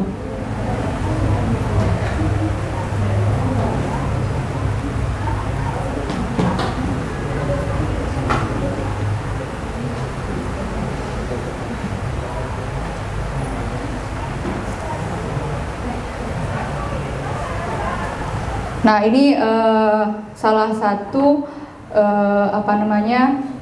turunan daripada PM Toh ya, cuman ini PM Toh yang versi dari Biren lah ibaratnya. Ya ini yang ingin saya tunjukkan, bahwa di sini dia juga menggunakan beberapa peralatan, yaitu ada rebana, ada bantal, ada pedang gitu ya kan, ada tas di sampingnya. Jadi kalau misalnya untuk dalam sebuah pertunjukan para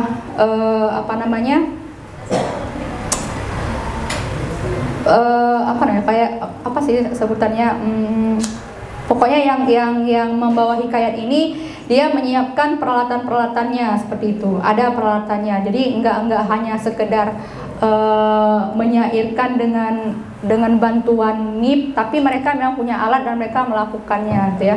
Dan iramanya itu memang didapatkan dari gendang ini seperti itu. Kalau misalnya sedikit ya kita dengar isi dari hikayat ini biar kalian pun paham gitu ya, walaupun mungkin terkendala di artinya gitu ya.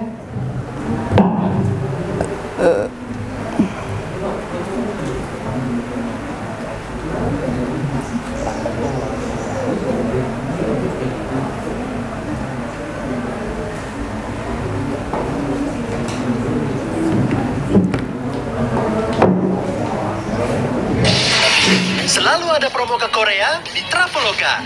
Pesan sekarang.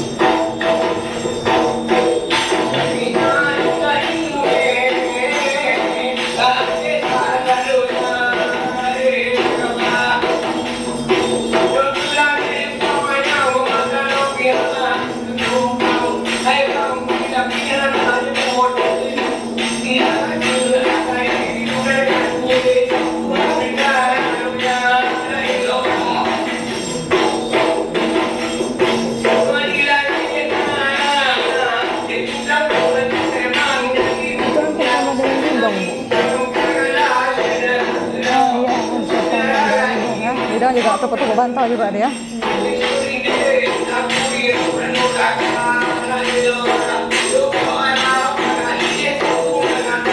Tapi saya kalau Dido nggak tahu tahun berapa dia muncul kemunculannya.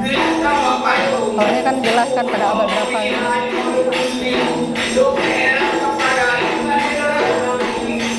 Yang tahu pasti kapan ya ini ya. Karena tahunnya sejak visit-visit ini tahunnya Dido.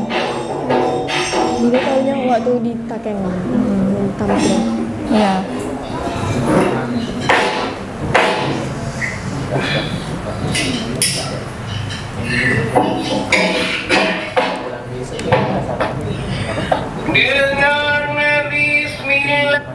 Jadi sedikit saya cerita dari video ini. Jadi ini semua peralatan ini memang digunakan untuk ketika mereka menampilkan sebuah hikayat ini, ya. baik ibaratnya dari anggota tubuh mereka maupun pokoknya keseluruhannya semuanya tetap dimunculkan ketika mereka membawa hikayat ini. Ya, itu yang ingin saya sampaikan ke kalian, bahwa hikayat ini pun dia bisa menggunakan dengan bantuan peralatan lain seperti itu. Dan memang keseringan kalau misalnya zaman-zaman dulu ketika mereka ingin melakukan sebuah pertunjukan, ya inilah peralatan mereka, sederhana, ya.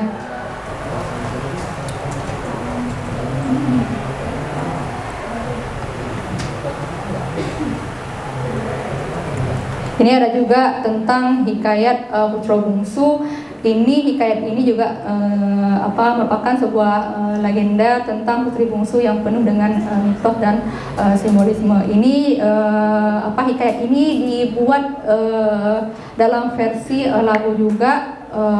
Ini yang dinyanyikan oleh salah satu artis Aceh. Saya hanya memperdengarkan sedikit saja ke kalian, ya.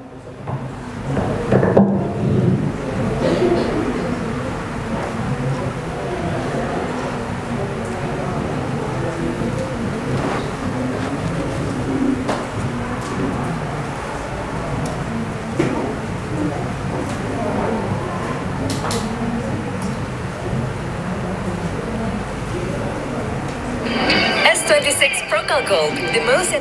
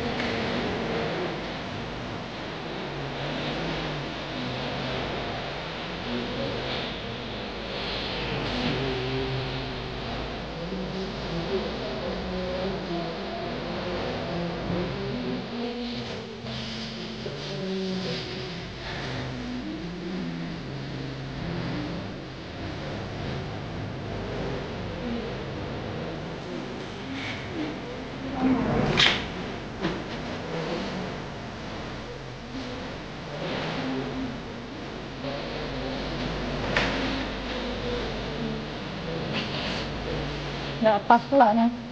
Jadi nggak pas dengan gitu ya, lagu-lagunya.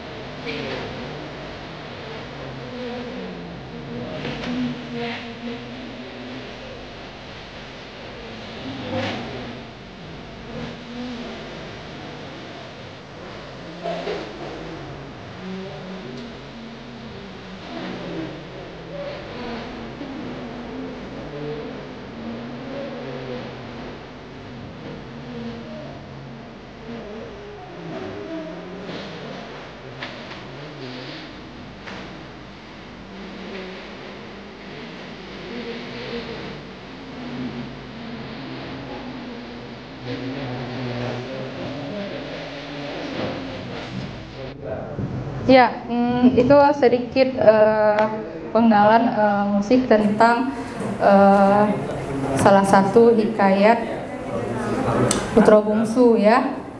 Pernah kalian mendengar lagu ini? Dia pernah hits, ya, pada era kapan saya? Kayaknya kalau nggak salah pada zaman saya kuliah kayaknya, ya. Atau mungkin ada yang satu rating dengan saya, sepertinya ada, ya. Pernah mendengar? Pernah, ya. Berarti kita seumuran, ya. Jadi kalau dia udah mulai redup lah yang artis ini, jadi udah muncul artis-artis Aceh yang lainnya. Itu sedikit cerita, ya.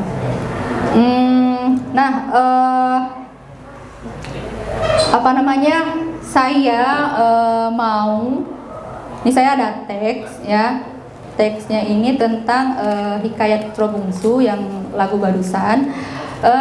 Saya mau dari kalian ini kan versi lagunya. Jadi saya minta ke kalian buat versi pertunjukannya. Kalian bisa lihat teks ini, ya. Saya minta aja lah perwakilan dari orang-orang Aceh aja lah, ya, biar dia lebih paham bagaimana dia memainkannya. Ya, cara memainkannya saya bebas. Bagaimana kalian bisa mengekspresikan berdasarkan daripada hikayat ini. Jadi tidak usah panjang lebar, cukup satu orang, boleh satu, boleh dua dia tampilkan seperti itu ya. Jadi biar ada pertunjukannya, pertunjukan langsungnya ya, yang akan dilakukan oleh kalian gitu. Salah satu dari kalian seperti itu ya. Saya minta siapa nih? Iqbal duluan apa Syauqi? Atau mau dua-dua? Dua-dua aja ya. Boleh Iqbal, Syauqi atau gimana nih? Boleh dua-dua ya. Oke. Ini ada peralatannya. Akan di apa Kak? Ini apa, harus di atas apa di bawah? Kalau saya di bawah nampak kamera? Enggak. Bisa dinampakkan? Enggak? Bisa Bu, bisa. Atau kalau main di atas meja boleh juga lah, berdiri aja pun kalian nggak apa-apa. Di atas meja ini aja. Atau apa meja sini aja lah, ngapain? Sini taruh di meja yang seperti itu. Itulah makanya.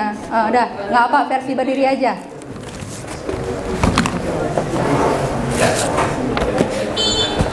Ini Bang, boleh. Pak Syauqi ini ininya teksnya terserah ya, teksnya mau ngambil di di bait berapa nggak apa-apa gitu ya, yang baca dulu ininya biar kamu bisa mau pilih di bait keberapa gitu yang kira-kira mudah bahasanya, nggak harus dari pertama kok. Oke. Ini kan Iqbal nggak harus dari bait pertama, yang menurut kalian mudah kata-katanya itu aja kalian ambil ya. Terserah mau nggak mesti harus bait pertama. Ini yang lagi keluar nih Mel. Ini. Belum. Masih penampilan. Di sini yang mana? Baca dulu, coba ini dulu, baru nanti kayaknya ini yang lebih enak bahasanya. Ini bisa dikayatkan gitu. Kertasnya itu. Silakan Iqbal. Ya. Digunakan peralatannya ya, seadanya.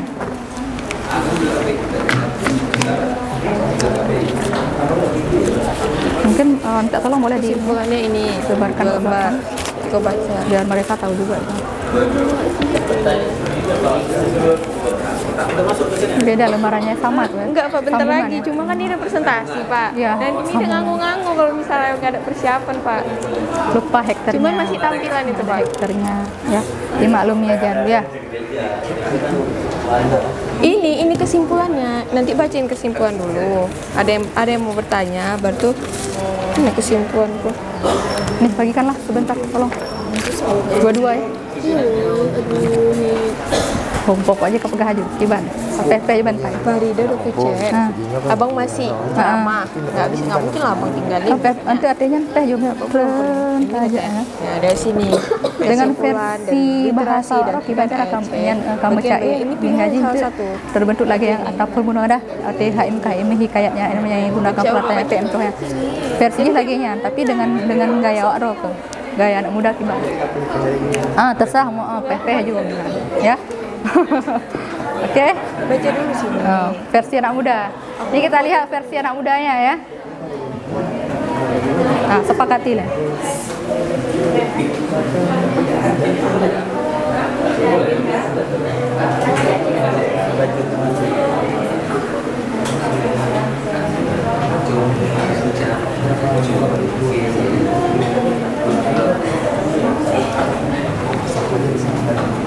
Ya udah satu bait aja. Nggak harus dua, ya, satu juga baca. Hah? Yang mana? Ini semua dibaca? Ini loh memang kayak kau dengerin jangan setengah-setengah. Biar ada bersuara ke sana. Ini sampai sini. Saya yang ini nggak pegang. usah tulisan ini Nah, ya biar ini pegang perbagian abang. pertama ibu tuh bahas literasinya dulu, Boleh. baru hikayatnya. Ini kamu lihat ke kreativitas kalian. Ya udah ini kamu dibaca kesimpulannya. Pilih lah Nah, 1, 2, 3. Bismillahirrahmanirrahim. Iya kesimpulan. Iya masih kesimpulan. Selesai ibu itu ngasih materi gitu kan, udah selesai kan. Baik, terima kasih ibu gitu kan, terima kasih kepada teman-teman. Apakah ada yang mau bertanya gitu? Harus ada 3 orang. Oh berdiri aja. Yang ngerekam. Masuk mak. Abang nggak ngerekam. Abang nggak ngerekam. Abang nggak dokumentasi. Jarang ngambil di belakang, dia nggak berani di depan. Itu yang tampil. Ini loh bang.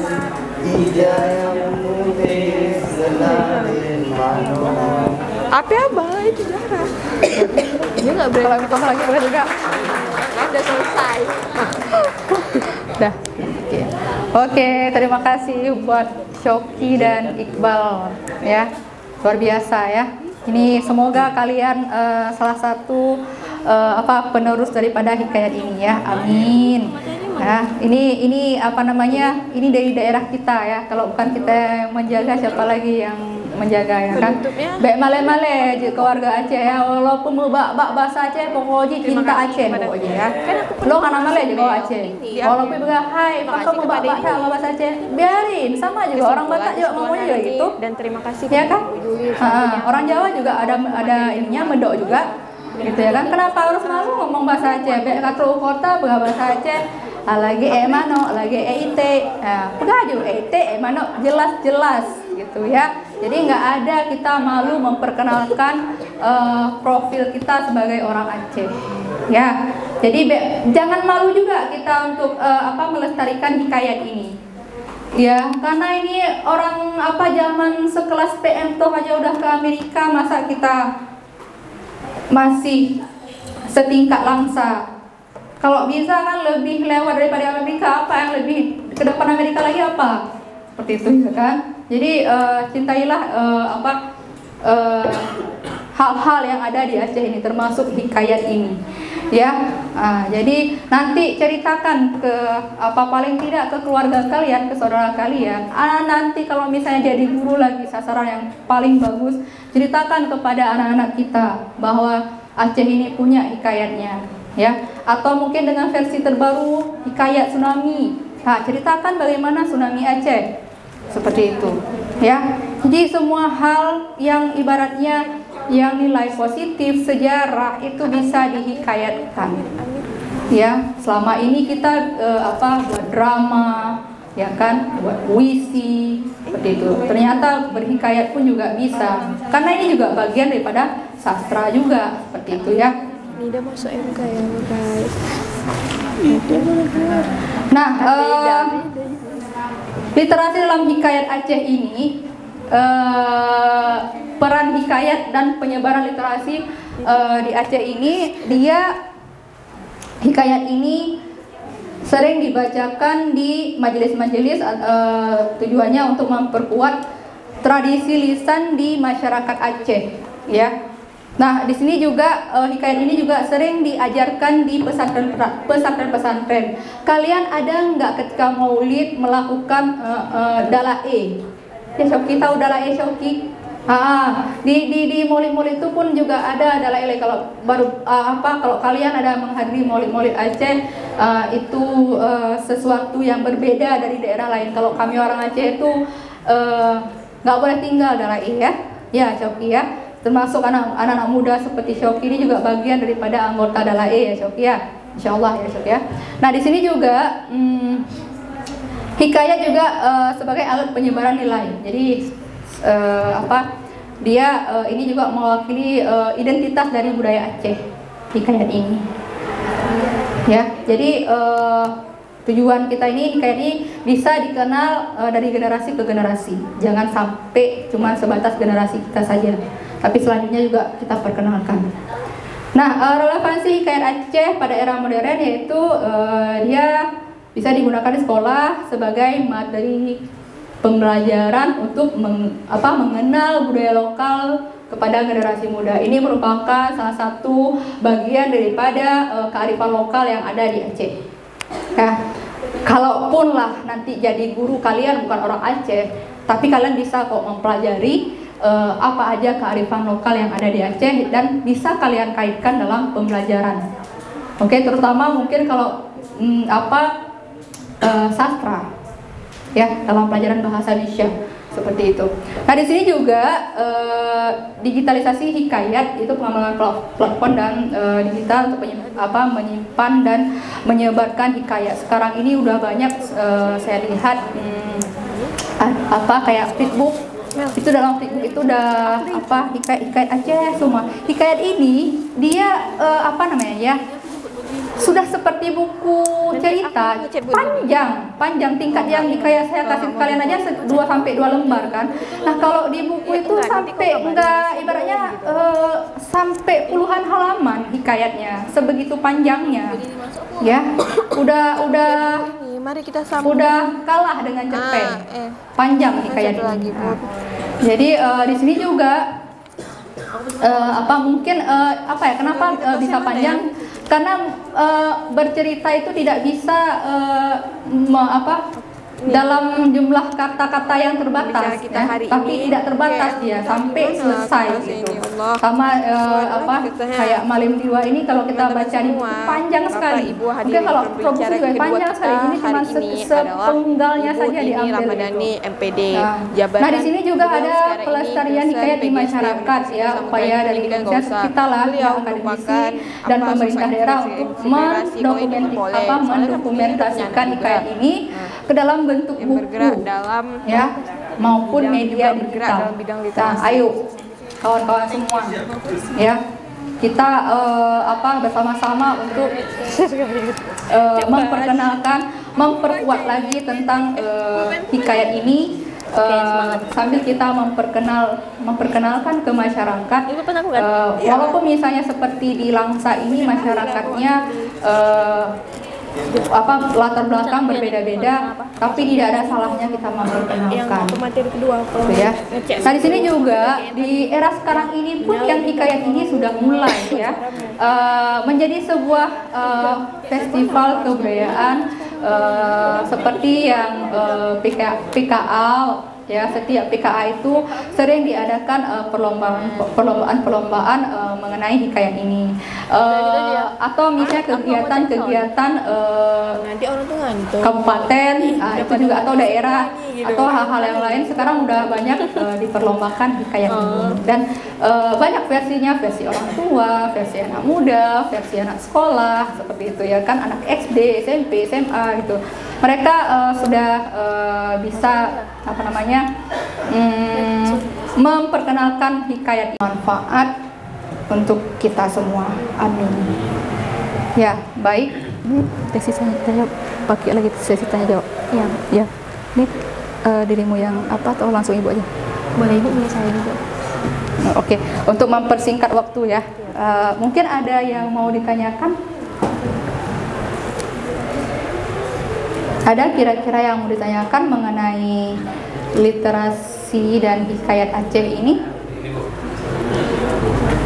Ya, Iqbal. Baik Bu, terima kasih sebelumnya. Ya. Saya ingin bertanya, bagaimana cara kita generasi muda ini menjadikan hikayat ini sebagai manfaat untuk meningkatkan literasi, Bu? Sebagai manfaat untuk meningkatkan literasi. Ini harus versi anak muda berarti ya, anak zaman sekarang itu ya. Bagaimana caranya ya supaya literasi ini bermanfaat bagi literasi ya. Kalau dibilang bermanfaat, memang ini sangat bermanfaat ya. Ini terkadang sudut pandang kita ya, sudut pandang kita yang kadang-kadang menganggap bahwa hikayat ini tidak bermanfaat. Jadi kita harus merubah pemikiran kita tentang hikayat ini. Sebenarnya bermanfaat ini karena memang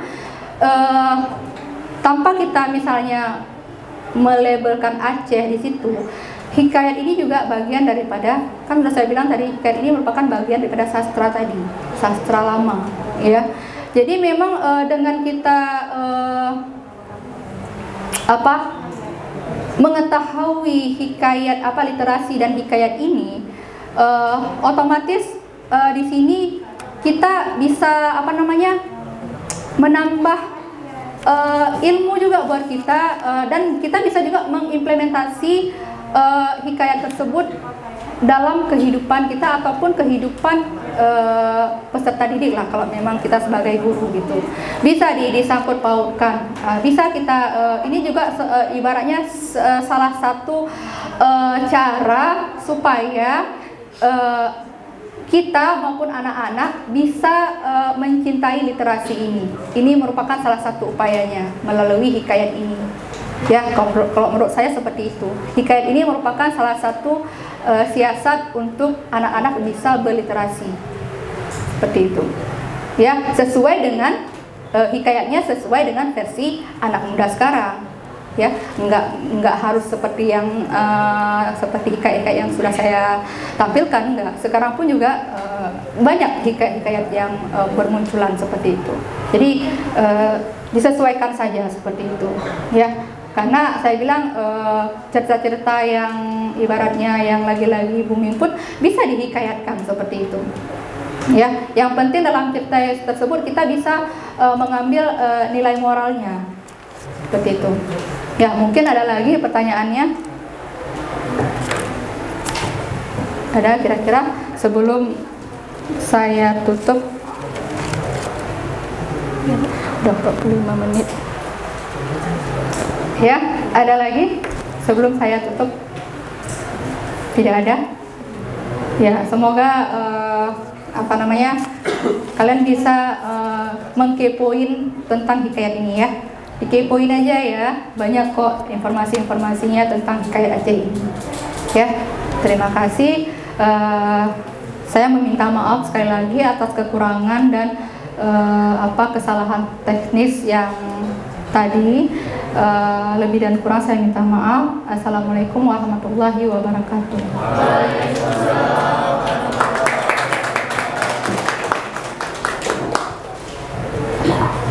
Terima kasih banyak untuk kepada Ibu Juli MPD yang telah memaparkan materinya nih. Boleh saya bacakan sedikit kesimpulan mengenai materi kita hari ini, Bu? Oh boleh. Ini bisa. Bisa. Nah, jadi tadi kesimpulan mengenai literasi dan juga hikayat Aceh. Bagian-bagian literasi itu ada literasi dasar, literasi digital, media, finansial, dan juga sains. Nah, pengertian literasi menurut Kemendikbud sendiri yaitu kemampuan dalam mengakses, memahami, menggunakan informasi secara cerdas melalui berbagai aktivitas seperti membaca, menulis, mendengar, melihat, dan juga berbicara. Peran literasi itu apa saja? Ada dua, yaitu meningkatkan kemampuan berpikir kritis dan juga membuka akses ke pengetahuan dan juga informasi. Bagaimana nih cara meningkatkan literasi? Yang pertama yaitu peningkatan akses pendidikan dengan menyediakan pendidikan dasar gratis dan berkualitas untuk semua orang. Yang kedua yaitu mendorong budaya membaca kampanye, membaca di masyarakat dan juga sekolah. Yang ketiga yaitu pemanfaatan teknologi, pengembangan aplikasi, dan platform digital yang mendukung pembelajaran. Mungkin sekian kesimpulan kita pada hari ini mengenai materi literasi dan juga hikayat Aceh. Sebelumnya kita beri tepuk tangan yang meriah untuk pembicara kita hari ini, yaitu Bu.